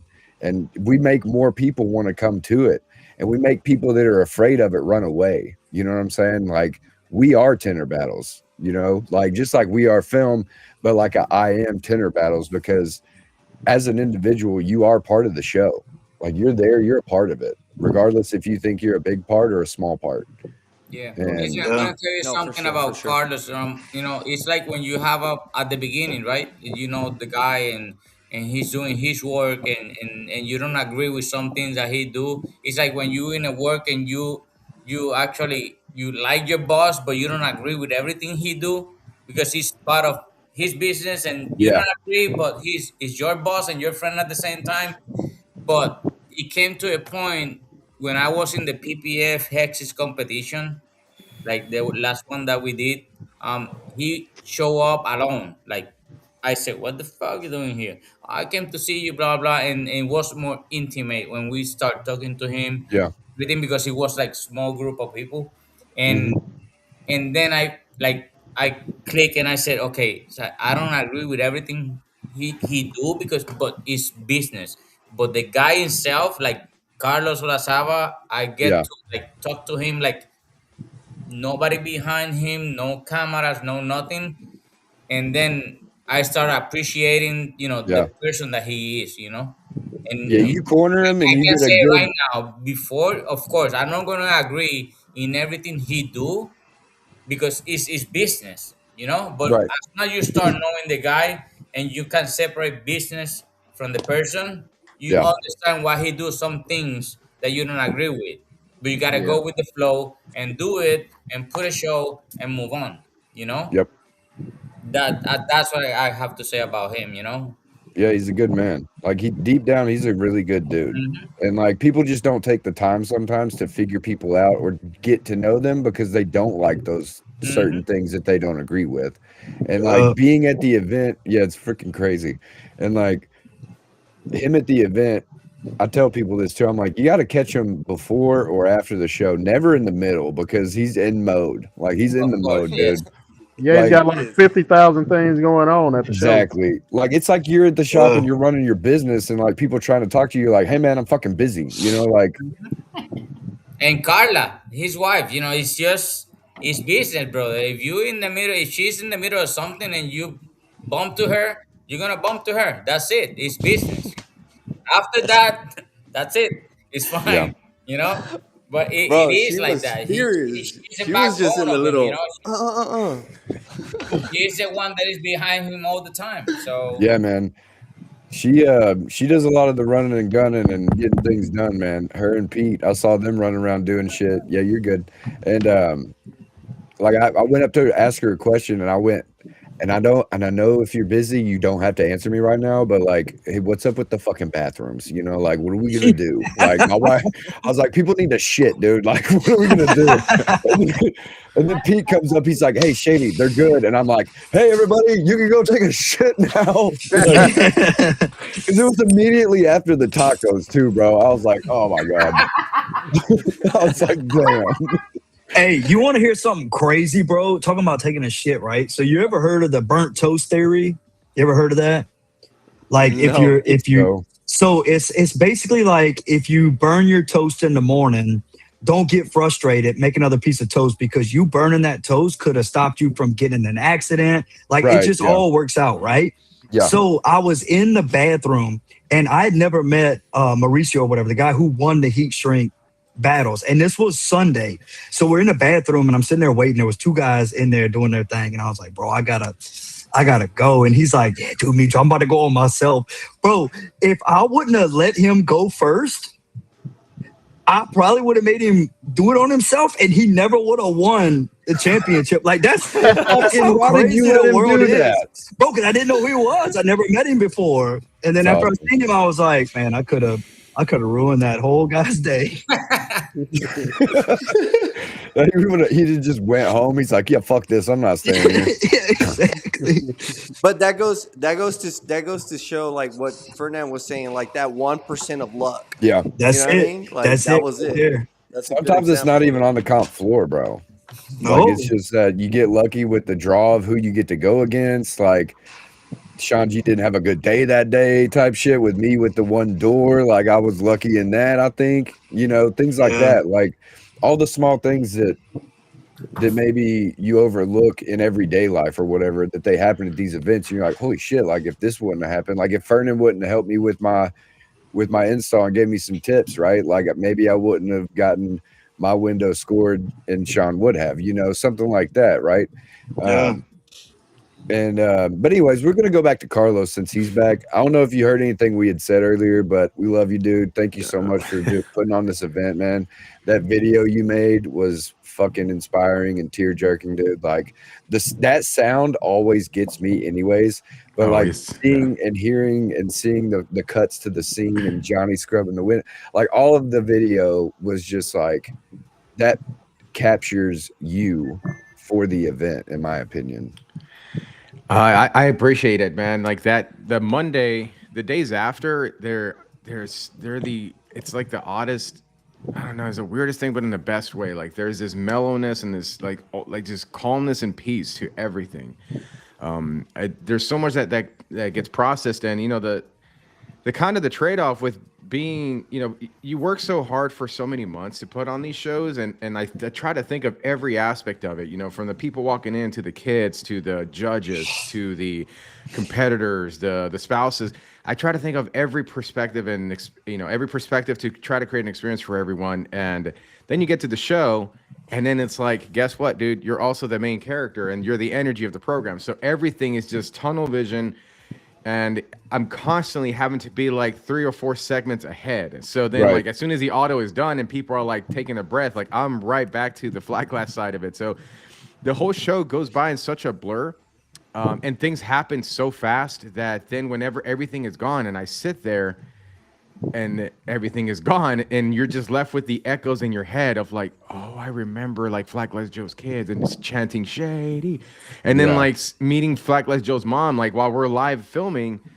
There was just so many moments of that these things just start to kind of catch up because you just sort of repress them. So then they start to catch up, and I don't know how many times that Monday, and to be honest with you, like I'll be straight up, like I don't know how many times I would just burst into random tears just because I would have these.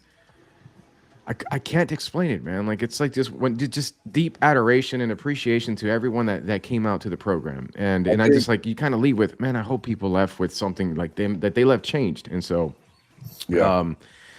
and I don't know, and even like with the jacket thing, like that to me was an idea that I felt like just fell out of the universe and popped in my head, and I thought, you know what, it'd be pretty cool, like because I see myself as a, like, when I'm on the mic, man, and this has happened many times. Like I know the things that people will sometimes say behind my back, but I don't take it personal because I'll just say, hey, haters of today become fans of tomorrow.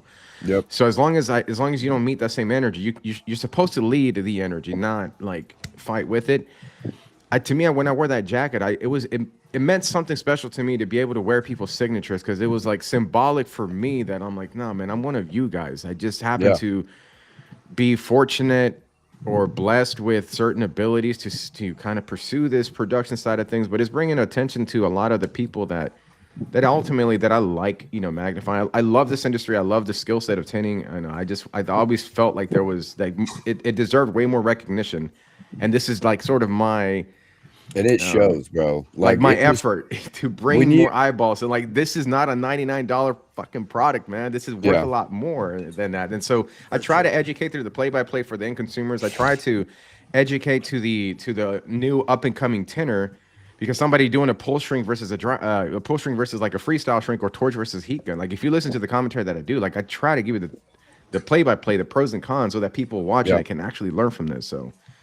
It's been a wild ride, man. California was definitely a freaking monster in terms of the production of it. It was by far the hardest one. That state is extremely strict. Everything is like extra expensive. I thought, going into a studio was a trade-off between going to a convention center, but it definitely came with this set of challenges, and it's still not over. Like there's still a lot of the operation things that I'm still having to kind of pick up and deal with, but. Man, all the late nights, the anxiety attacks, everything, bro. Like, there's so much that rides on the line for people. Like, at least for me, like, I truly do give a shit. And like, you guys being out on the competition field, and how you care about the craft and how you think about the details. I'm like, man, I see such a parallel to that. But I'm on the production side of things, and my job is to try to shine, to make you guys shine as much as possible. So. Not everything is perfect, and I understand that. And I've read I take every bit of criticism as just indicators of like, hey, this is just a little area that we just need to polish and buff out, to make the program better. Right. So you guys talking about the comparisons between Amelia Island and Houston and this one, like I'm sitting back there taking notes for Miami because I see a much bigger vision with this, and every year we get just a little bit closer. And sometimes it's a little. I think it's it's a leap. I think California was a leap for us because we dealt with probably 600 people that came through, man. And in Houston, it was somewhere around like 275. That's crazy. Insane. That's bananas. Where the fuck is ESPN, bro? We need ESPN in the building. Tag them in the comments. Yeah, like there's so much with it, bro. Like the attendance of it was insane. So then you have to think about. okay, how do you move that much people through? How do you badge that many people and not make people wait such a long time? And then, okay, once you get them in the door, how do you provide an experience for that many people? And then on top of that, it's just like the amount of permits that we had to get through the show. Like, you guys couldn't come into the building like right at 8, like I had told everyone, because we had the fire marshal like walking in, and if he said no, I'm like, well, I guess I was gonna have to tell him, like, I'm like, guess we were gonna have to spec the chisel out, because I'm like, there's no way you're gonna say no to my, to my people. How was that feeling, waiting for that okay that morning? Bro, and we were gonna let him have it, bro. We were gonna probably wrap him up and saran wrap. No, we would have stormed the gate, dude. Yeah, no, I will say this: there's some things that really, like, there were some dumpster fires, man. Things that really went sideways. But my staff that's close to me that go through me with these shows, can't explain it, man. I'm not super religious, but there's definitely something out there in the universe that is just looking out for whatever this thing is turning into, because every like roadblock opened up a different path that actually ended up being better. Like, we had Teslas lined up, but the rental company that we originally had did not bring them all the same. So we had to literally scram, and I pulled my core staff like for an entire day, or I mean like half a day, to essentially go pick up 12 Teslas. And I had so much help, like Cash and Thomas and so many of the drivers that came out to pull through.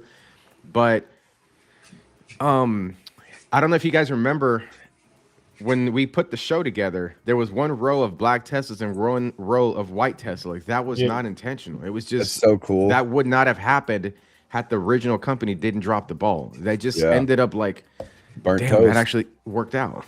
Burnt toast theory. Yeah. See what I'm saying? Dude.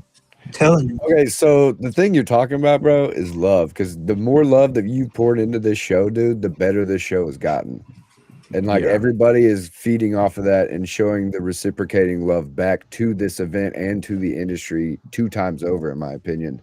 Because the more people that want to go, the more other people want to go, and so on and so forth, or whatever. And then same with competitors too. Like, we love competing. So when other people see that we love that shit, and they're like, I want to beat that person who loves to compete, and then they want to compete, and then they're like, I love this shit too. I'm doing this forever. And then it just turns into a big snowball effect, right? And then we're all just caught up in this big mass that is Tinter Battles. And I don't know if you heard this earlier, but you definitely need to get some shirts, in my opinion, say I am Tinter Battles, because that shit means, like, that's what it means. Like, every person a part of the show, in the audience, that's competing, that's watching at home, that criticizes it, you're still a part of Tinter Battles, even if you hate it. Yeah, because you're a hater of Tinter Battles, bro. Like, so I've seen. I mean, I've dealt. And this is funny because I told Marco the other day I call myself the hater navigator, just because, like, it's the amount of like some of the stuff that I had to navigate through. But you just have to bite your tongue long enough for people to eventually get it. Because, like, if somebody has an opinion, most of the time when people don't understand something, they usually attack it. And so you gotta, like, at least on this side, I try to have the patience and the understanding or self-awareness that, hey, if you attack back, that means they'll never get on board, because they'll just always remember what you told them. Yeah. Ricky Miller was one of those guys. He's like an example of that always comes to mind. He was one of those guys in the very beginning. He was talking not very positively of it, and now he's such a fan of I call it the sport, but he's such a fan of it, man. It's like, and if I would have started this before with Ricky, he would have, it just wouldn't have worked out. So, but there's so many stories, dude. I love seeing the growth in people, and that's one thing I was telling Letha. Johnny knows this about me, but I'm a plant nerd. I love taking care of plants, but it's just I just love surrounding myself with growth. I like kind of finding those little wisdoms that help you in the moments that, like, oh, okay, that's going to make this better. That's going to improve this. And so I think about Shady. I think about your story, and I still remember you in the first Tinter Battles, and every single event you just constantly grow. And then I'll think about Fernando and his first Tinter Battles or first competition period, and then seeing how he's dominated. A fucking monster. Yeah, he's just dominated. He's become my favorite competitor. Yeah, and I can pick favorites, even though it's okay, whatever. Like, I set up Tinter Battles, but when it comes down to the competitions themselves, man, like, they're as real as it gets. The judges this year, I think, were incredible. Sal, I was so happy to have Sal on board, because he's been a person that I've been a fan of, like, from a distance.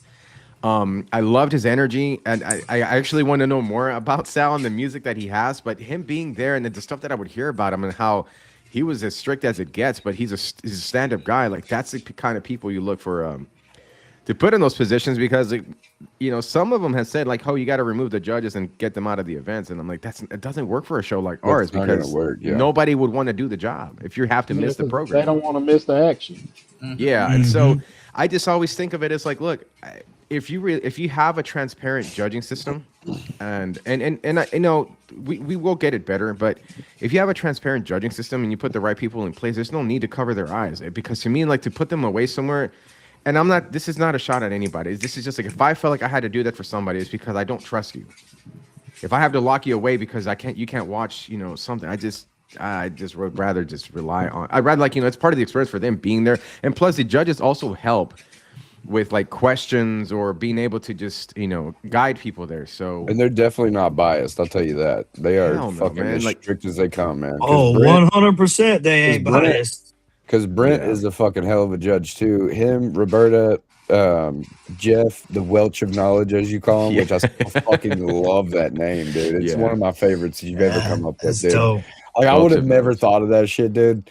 Like first thing I thought when I met him was grape juice. You know what I'm saying? But now it's like the Welch of knowledge is the best. But you can see as they're discussing it, how serious they are about their judgments. Like, it's not just like they look at it, do some shit, and then they walk away. They're like pointing, talking, going back and forth about it. And then they'll come up with their final decision. And then, they'll work around each other and then come back to a window if they're questioning something because of this other one. And like to see how they operated too in like a professional manner when it comes to judging. That's what I like about it too. Cause like you were saying, it's not that when they watch, they're trying to pick who they want to win. They're just watching to experience the event. Yeah, and then when you see them, they're seeing them judge, they're just like they're part of the show. In. They're part of the show. And go ahead. To see who's fucking up so bad I don't have to judge it. Holy shit! All right, guys, I'm popping out of here. It was good hanging out with y'all. See you, Chase. I appreciate you coming out, brother. Love you, Chase. Sir, always love y'all. Carlos, we saw a twist, and you saw my comments, right? I'm just joking around, but I don't see Jared replacing Carly. I see Jared replacing Carlos because, man, what, man? You put up such a great show, bro. You put up such a great show, and it's and it sucks that you're not able to enjoy it, bro, because I'm not gonna lie, when I didn't make it to the finals, bro, I enjoyed the show more. Of course. Like it was like me being like, hell yeah, like now I get to chill. I don't have to be like so stressed out and waiting. Now I get to enjoy the show. I can only imagine, like, man, you're just behind the mic. I heard your voice crack a couple of times, and I'm like, man, his voice is leaving, and we haven't even gotten to the flat glass battles yet, man. No, So yeah, and I got a little bit of behind the scenes, man. With the I want to see Jared more. Jared on the. So I'm trying to get him on the show, dude. So Jared, man. So for those who don't know, Jared Gwines, he's an incredible marketer. In my opinion, he's the best marketer this industry has. But he doesn't boast about it. He's not constantly promoting his marketing service. He's more of those hidden gems, and that's the people that I really like working with. Because I've worked with other marketing agencies, and look, man, I'm a marketer myself too. It's just I don't have the know-how in terms of the internals of how to set up a proper Google ad, but I know what connects to on a psychology level. Like I know what connects to consumers. So, it's like I've said before, you can't piss on my foot and tell me it's rain because I know what piss smells like, right? So from a marketing standpoint, you can't tell me you're a marketer and then I look at your work and you're like, you don't even market your own business properly. So Jared was one of those guys where he understands the connection on a psychology level. He's a huge wrestling fan. He's a personality himself. For years, I've always wanted him to come out to an event, but it just, for whatever reason, it's just the timing wasn't right. And then he finally reached out, for this show, and he was like, hey, I'm going to be there for the show. Like, I'll be there for you. You have me do whatever you want. Internally, I was like, fuck yeah. Like the fan in me was just like, oh, this is going to be fun. And then when I saw him get to the event, like I'm a fan of the product that we create. I really am. And I always try to make it a little bit better because I look at the on-screen presence. I've been a fan of like the character that's sort of kind of grown into with the shades and the jackets and all that stuff. And so when Jared jumped in the mix, and then I see him coming up with the blazer and the glasses He and, had the his swag, crazy dude. commentary. And there was a moment when I looked up at the Jumbotron and I see me, him, and Carly. And I just think like, oh my God, it's like my two of my top favorite characters or three of my top favorite characters, like in the same scene, in the same episode. I'm like, oh shit. Like it got fun for me then. But Jared, he was so funny. And I started going through some of the content and some of the stuff that on the video, he's so funny. But what I love that he did, he definitely has that flair of tintertainment, but he doesn't necessarily have the technical skill set. He understands like tinting and PPF on a marketing basis. So he brought in almost like a level of storytelling that I couldn't capture because I'm too deep in the woods and he's not, So he was such an add-on. And Johnny, to your credit, I didn't look at him as a replacement for David Carly. I was looking at him as, oh shit, he could replace me, and I could finally get behind the production because, guys, what you saw coming through the screens on Tinter Battles, like that's not what's really up here. What's really up here, I mean, it's just like tinting, right? Everybody tries to do a perfect tint job, but then you always fall a little bit short because there's imperfection. The nature of just being human is not perfect.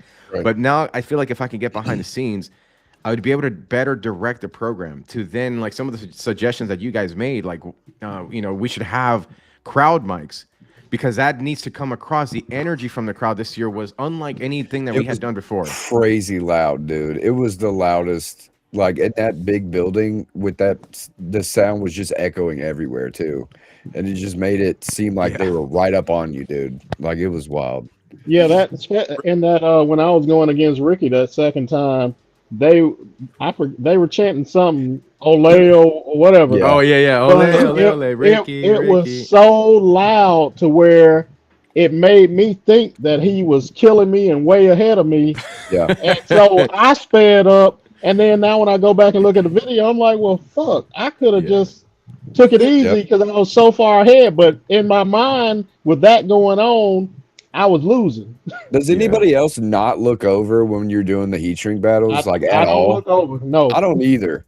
Really? So whenever y'all say something like, "Oh, she's closing the gap," you're talking about Alicia. Whenever I was going against her in the semifinals, and I went back and watched it, I was like, "She wasn't closing no damn gap." I was like, "This motherfucker was lying." I was like, "He was saying that shit to make me go faster." But with the whole Jared gonna replace you thing or whatever, I have a question about the other Tint Star Bob. What happened with? I thought he was supposed to do a little commentary. I'd never asked him personally. I figured I'd ask you. I mean, with the show that I'm telling you, man, this show was so much bigger. Like it just scaled upwards in massive proportions. That there was a bit of like we're walking into it with structure, but there's a lot of it that you just have to. It's like you built this race car.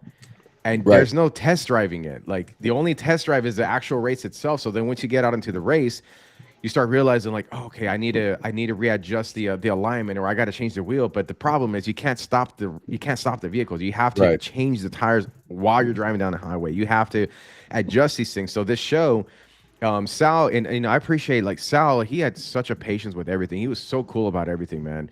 When we started doing the first couple of heats, like we have production, bro, and that's what's different with our programs than any of the other ones. Is we don't just sustain performance to the live audience; it's also the live stream show. So there's production and there's balance, and you have to keep on schedule. We were realizing that, at least for me, I was realizing that whenever I set up the divisions and for them to be head-to-head elimination, and then people got to come back and remove the film, people weren't doing that; they were just leaving.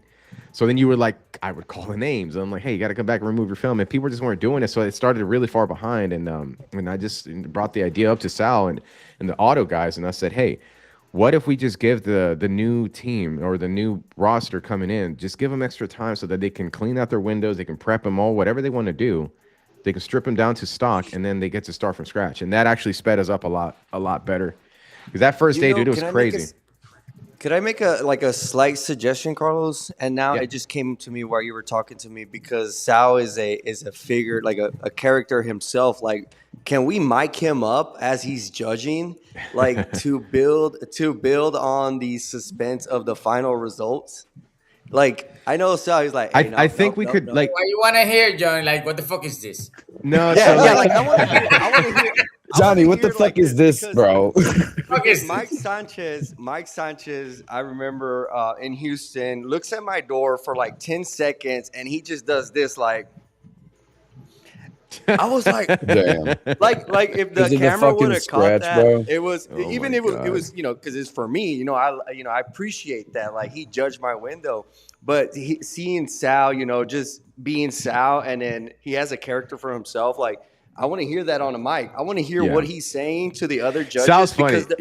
Because the Sal's family fucking members great. are also watching. Like the family members of the competitor are watching him judge that window. And, we want to hear what he's saying. We want to hear what they're whispering, like maybe not give too much. Maybe he has an option to mute and unmute. To turn it off, and, Yeah. There's a lot of things on the production side, and even just listening to this podcast, you guys have no idea how this has been helping me to think about Miami.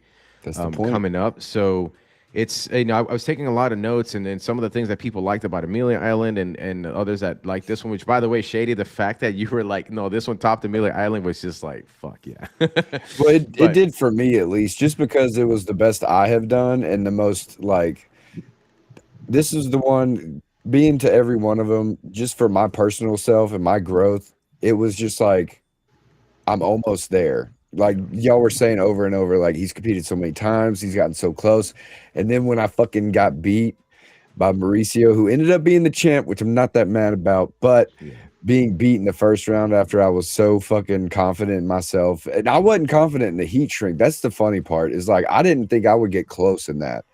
And like for me to put up a good time in the prelims and then to beat Alicia in the semifinals, I was like, maybe I got somewhat of a shot. I was like, if any time it's going to be this one, because, like a couple people that are usually there weren't there. And I was like, this is really the only chance I'm probably going to have in a minute, and then finding out my heat gun was turned down, like that really kicked me in the nuts. And then I'm like, okay, I'm still close. Like fucking, but it like the feeling I was having at this event maybe sways my judgment on the lovingness of this one over the other ones.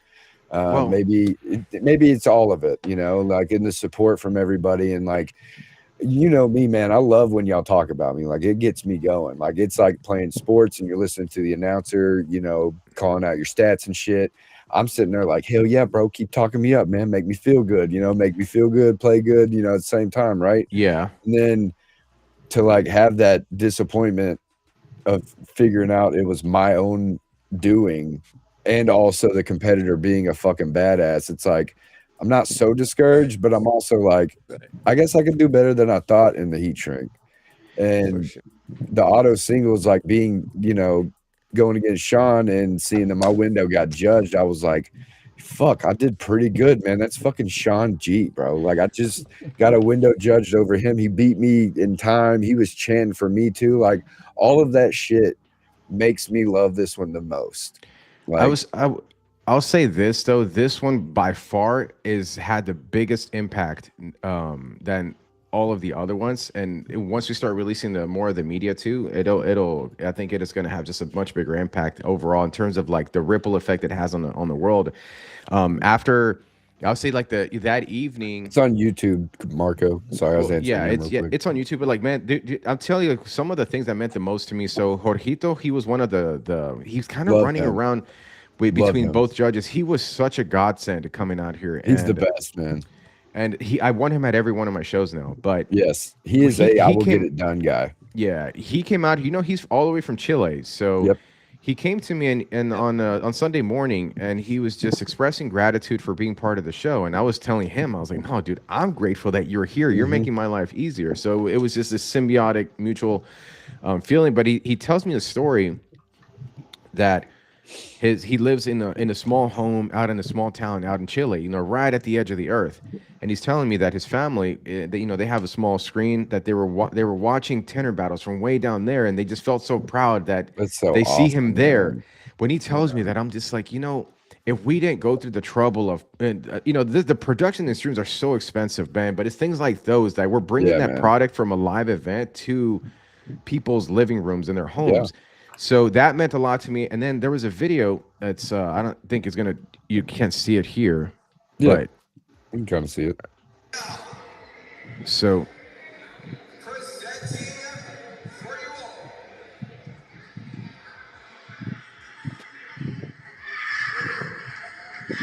In first place, and who are the champion of the world of wrestling?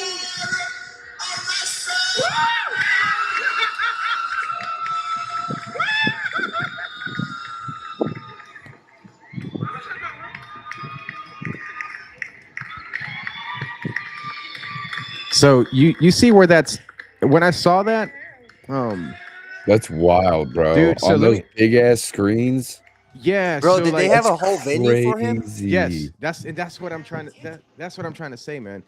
Like, I saw that on Sunday night. Dope. It must have been like 2-3 in the morning because I was up just trying to reshare stuff on the Instagram because it's after 24 hours it's gone. So I'm trying to get everybody to like share it up on the stories. When I saw that, I started paying attention to it. I'm like, wait a minute, I see like streamers coming from the top and stuff like that. And then I reached out to them and I was like, hey, where was this at? They rented a wedding venue to watch this as like a family. Wow. And I just remember thinking, awesome, man. I was like, dude, when you're on screen and you're putting on you just don't know who's watching on the other side. Exactly. So when you can to be able to capture the energy of the event, put it into a digital format, bring it to people's like whether it's living rooms or spaces. That's why I got so emotional because I'm like, dude, you don't know how much it means to people like that who now like Alexis Vargas he's coming back home a freaking hero because they saw him on screen. And keep in mind, we just came from the FIFA like World Cup, and going to the bars and seeing the people wearing the shirts of their countries and being so proud of their team. Well, it's like capturing a microcosm of that, but in the tinting world for the tinter. I love that to me, like I don't have any words for it, man. That's the part that just makes it every struggle, tear shed, make it all worth it. Endless night, man. I would never trade that. I would never trade that for moments like these, ever. Like never. I'll do it all over again, and I'll go through the stress of doing this all over again to be able to give that moment or that experience for others. Nah, man, you're awesome, bro. You're awesome, man. Yeah, man. I have a question. How can we get the guys that didn't make the finals to come back and cheer their brothers on that are in the finals? I've got some ideas on that because I definitely noticed a difference in attendance between Saturday and Sunday, and so it's there's a couple solutions that I want to go about it, in terms of creative and the program itself, and maybe having some different attraction points of why you would want to come on a Sunday. So, yeah, I'm open to suggestions on it. Honestly, I really would like to be able to keep and retain more of the people there. I know, I'd like to know why some of them didn't come back too. So, yeah. If they were like me, they were booty hurt, bro. We'd have 5 minutes. Hey, we were walking out as Mauricio was beating Ricky for the second time, and we were like, all right, we're gonna go to the Comedy Store and laugh off our fucking ass whoopings that we got again. And dude, when I say that we laughed for fucking 3 hours straight, we fucking laughed for 3 hours straight, dog. Yeah. Like, if you ever go back to LA, go to the Comedy Store. It's so fucking dope. It's so fucking dope. It was fun. One of the things that I definitely wanted to address was like this heat shrink battle situation with the division, because like, and it's Sean G's Sean, I think I saw you explain it multiple times and you were right. And to be honest, I'll be vulnerable in the answer when I say the LA show blew up a lot bigger than I was anticipating. Like I thought originally the original concept was to be a regional to just pull people from that area, but it's like whenever we get to promotions and all this stuff, like I always give it my absolute best, and it just started to grow and grow. Heat Shrink Battles is one of those divisions that is just, it can fit anywhere at any time in any show, in any booth. So it's kind of tough to like for a Sean G to, hey man, I'm gonna have to ask you to come back to SEMA. I wish I had all the money in the world, because then I'd be flying Sean G over, and I'm like, bro, I got you a hotel, I got you a room. I'm gonna need you to come and defend, 4 times a year. But the nature of it, it's just like, we're not there yet. As much as I'd love to, I wish money wasn't the thing, because I would just be flying everybody in the jet. And I'm like, Fernan, you're the freaking top contender in the entire industry. Like, you and Tanya are flying in a private jet with your face on it, wrapped on the side of the. I'd love to do stuff like that. But there was a couple of things with the heat shrink battles. One of them was like, why was Sean G put back in after he was, got beat out or disqualified? And I thought Houston was going to be like a one-time deal because we went in Houston with odd numbers too, and we figured it out. And we had double disqualifications, and we figured that out. But then this one, we had another one. So we had 7. And at the time, there's no time to set up another heat shrink battle or heat shrink qualifier and just give it to somebody. So because we're on production, we're super tight. So then when I had a conversation with Heidi and mainly with Heidi, and I said, hey, we have an oddball. We only have 7 and we need pairs. So 8 would make sense. And based on, if we're going this by like a typical sport ranking right now, who technically would be the top contender outside of what happened in LA? I was like, well, Sean, because he won Houston. So I said, would you be okay with if we put Sean, because it's a merit-based position that he earned. It's like it's his belt. Like in WWE, they have the money in the bank. Like if you win this match, you can cash in that for a championship run, right? Or a title shot. So I kind of looked at it as like, okay, there's a little bit of element to that, but at the same time, if people question it, like, that I could be comfortable with my answer and saying like, well, Sean G was a top guy. He won the heat shrink battles, so he made the most sense to kind of bring back and fill that role. Yeah, when you told all the other people in the finals, we were all just like, yeah, no shit. Like, why wouldn't you fucking bring him back? Honestly, like, if that was, we all were like, yeah, duh. The and then Ricky was like, fuck no. And I'm like, Ricky, shut up. But in Carlos' defense, he literally, when y'all found out is when I found out. Yeah. So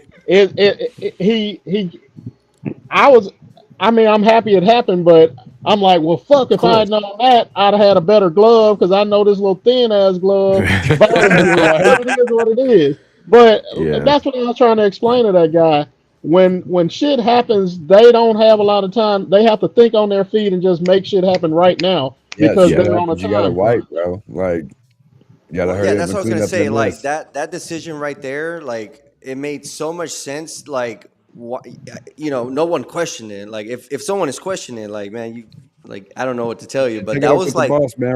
I like how you guys were rolling with the punches, man. From the end product to the internal stuff, man.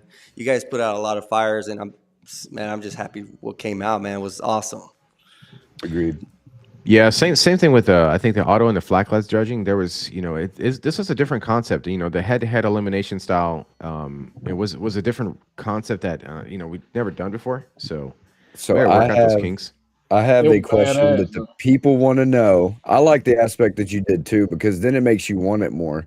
Like when I was going against Sean, I was like, I have to beat him. Like I don't have to do a good score. I have to beat him first, then get a good score, right? But the people want to know, Carlos, are you going to release the scores? Yeah. Yeah. So and you hear that, everybody? Quit fucking asking me. I don't know. No, the answer is yes. And then this is something that like I want Sal to know too. It's like I want to have like the absolute best, most transparent judging like ever. And I don't know how other people judge. I really don't. Like I don't focus on them. I just look at how we kind of do things. Right. I want to improve it if we can put a digital component so that we can turn around and put out scores faster.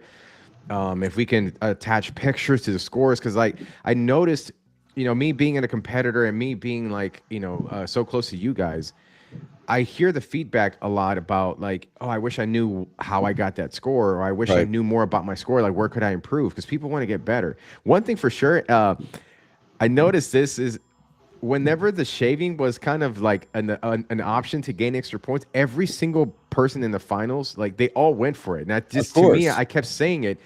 It shows the drive for excellence that every single tinner has in them. It's like if there's 1% improvement that I can make by just doing something, they're gonna go for it. Yep. So, and I'm the same way, but I'm on the production side of things, man. I want to improve. I absolutely want to have the best judging system process. I know we probably could have done a lot better in terms of like, I thought the judges did great, but in terms of like, I take responsibility on how we set that up. And so I want to make those improvements. I want to be able to turn around and release scores with pictures, as much detail as possible, so that people can understand like what they got and why they got it. So every score is going to be every window that is score is going to be released, or just the top 8 and top 8? No, I think we got them all, actually. I believe they're sitting in a Google all the Excel windows sheet. No, like all the ones that got windows scores. Yeah. Okay. Because I remember in automotive, there was a list. How many windows actually got scored, and how many were just automatic DQs where they didn't even like look at the windows? Do you know that number? I honestly don't know. Okay. Because like when I do these shows, man, like I'm focused on making sure that the ship is moving forward. And then like obviously like you got like people like Sal and then on the auto side they compile the scores together, they hand over the sheets, and then I usually have an admin that'll kind of compile them, put them into a Google spreadsheet, and then we go off of that. So. But yeah, I do intend on releasing them just as soon as we can get to it. But I'm telling you, Callie was such a monster, and even coming out of the show, like for everybody, the show's over. But I'm like, no, I'm still dealing with vendors and contractors and follows. But like I said, man, it's absolutely worth it, and I would do it all over again. So. And we appreciate you for it. We really do, man, because your innovation and your forward thinking after every event it shows every other event that comes after that, man. And I don't ever see Tinter Battles downgrading. I can only see it just getting better every time, like it has been, man. Because, dude, it's like going from like like I'm not trying to be disrespectful, but like going from like a motel to a hotel to a Holiday Inn to the Ritz-Carlton, and then you're fucking on Elon Musk's satellite floating around the earth. You know what I'm saying? Like it just keeps going up into a better echelon of a place to go. You know what I mean? And it's always the same exact feeling when you're there, though. Like the same feeling every time, just a little bit bigger and a little more love from everybody that shows up. And especially with the 600 and something people that showed up, man, you could definitely feel the love in that building. Like there was not any animosity at all. There's a little friendly shit talk and all that kind of stuff, but I never saw like a serious argument or like one person bitching at another or complaining or pointing. Even when me and Fernan noticed that there was extra points being given in the prelims. Oh, which we undid, by the way. Yeah, I know. We brought it up immediately. It wasn't like a big fuss. We didn't make a big deal about it. We just literally walked up, hey man, we just want to let you know. And the judges were even like, Will's on our score sheet, so we just went off the score sheet. And I was like, okay, that's cool. I just wanted to make it a known thing because me and Fernan and other people didn't attempt to shave because we knew we weren't getting points. Yeah. And it had been gone over multiple times. And people were like, no, he said. And I'm like, no. You didn't see the fucking 4 shows before this that we talked about it every time. And we pointed it out and all that shit, right? And then y'all immediately were just like, all right, cool. No extra points for the prelims. It didn't change shit apparently anyway. So at the end of the day, like, that willingness to change that and then to like you didn't even have to own the mistake, but it was just like it was handled, like the fire was put out immediately. And that's also something that I appreciate about the community because we didn't make an uproar about it at this event. Like sometimes there's a little bit of bitchiness and some nagging when it comes to things, but like after this one it was just kind of like okay, that's fair. Like everything was fair. Yeah, and that's what I'm glad that you said. I will add something to it. I will always say something if I see something that was not talked before, even if it harm me. Other thing that I would say, I know you already know this, Carlos, because you already have experience, but don't put a show that you don't know that is gonna work. You always wanna go big because we noticed that you always gonna go big. So people can ask for 27. If you don't feel that the show is gonna surpass the last one, just take a break and do it in 28. So dude, I'm you know what I mean? You know what I mean? You know what I'm saying? But I'm it's like people put too much pressure on I want to show every year, and then they don't show. And then they bitch about it because it's not up to par, whatever he said. It's over there instead of here. So if you're gonna take a break like 25, you took a break and then you came with Houston. And then we came with this one. You know what I mean? For sure. Yeah, 1000%. No, but I'm like you guys, man. If I have a round and I knew I could have done better, like I just want to get back in there and like I want to get another shot. Yeah, you know? I'm just like, dude, I'm a competitor too. I'm just my feel is a little different. In you, bro. That's that squeegee hand coming out, dog. Like but he's clutching the red dot like he's over here like I'm ready to get back out there. Dude, that's me, man. Like but I'll say this, man. At the core of the program that we do, there's a quote that recently stuck out to me, and that is that you can be you can be alone without being lonely. And as you get older, you live more in your head. So it's important to build good memories along your life.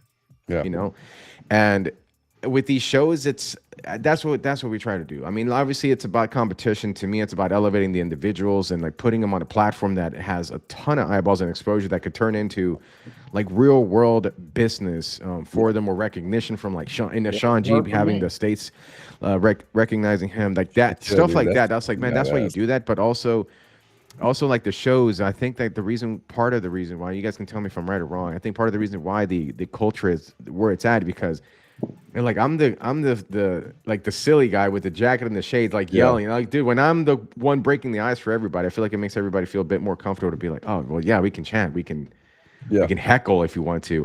But I agree. I just hope that you know, that we keep it. I hope that everybody enjoyed the program for what it is, and I 100% take. I'm very aware that not everything was perfect, and we're going to come back. We're going to keep improving and refining it, and we're going to be making it better. I want to improve the communications from the organization to the competitors, like through competitor packets and things of that nature, so that people know exactly what to expect, and everybody is on the same page. You know, because ultimately, if you can understand something, you can get behind it. So I'm looking forward to making this an improvement. Huge shout out to the team that I work with, man. Like everybody that I work close with, all talented people, like all of them. And I push, and Johnny, you know this personally with me, because if you work with me, I'm gonna drive your ass, but because I know that you can do better, and I won't let someone put out mediocre work when I know they got better in them. Right. So.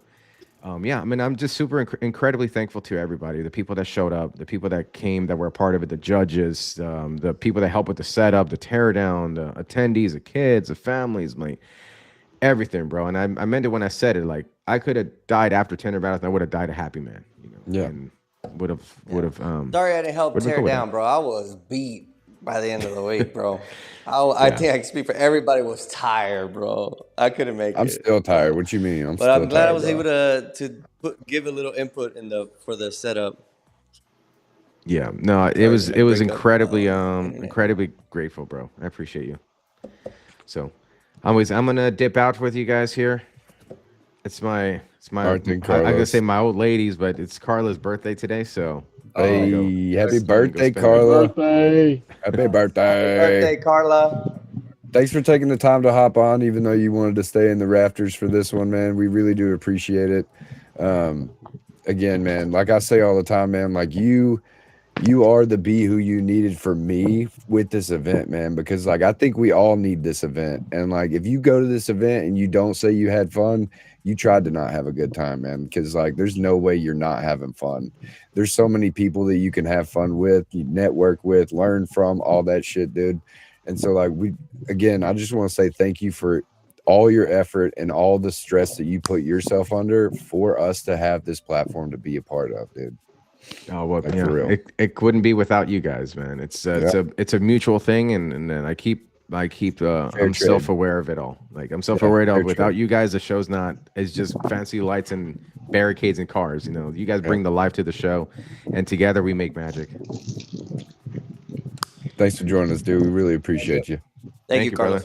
You guys have a good night. Thanks for everything. Squeegee that. See you, bro. I think that's a good sign. I think we should all close it out, man. With that, I agree. Man. Yeah, I agree. Yep. I gotta go use the restroom, bro. I gotta piss too again. But guys, I appreciate y'all coming in. Everybody that popped in, everybody that watched 2.5 hours Tinter Battles recap, guys.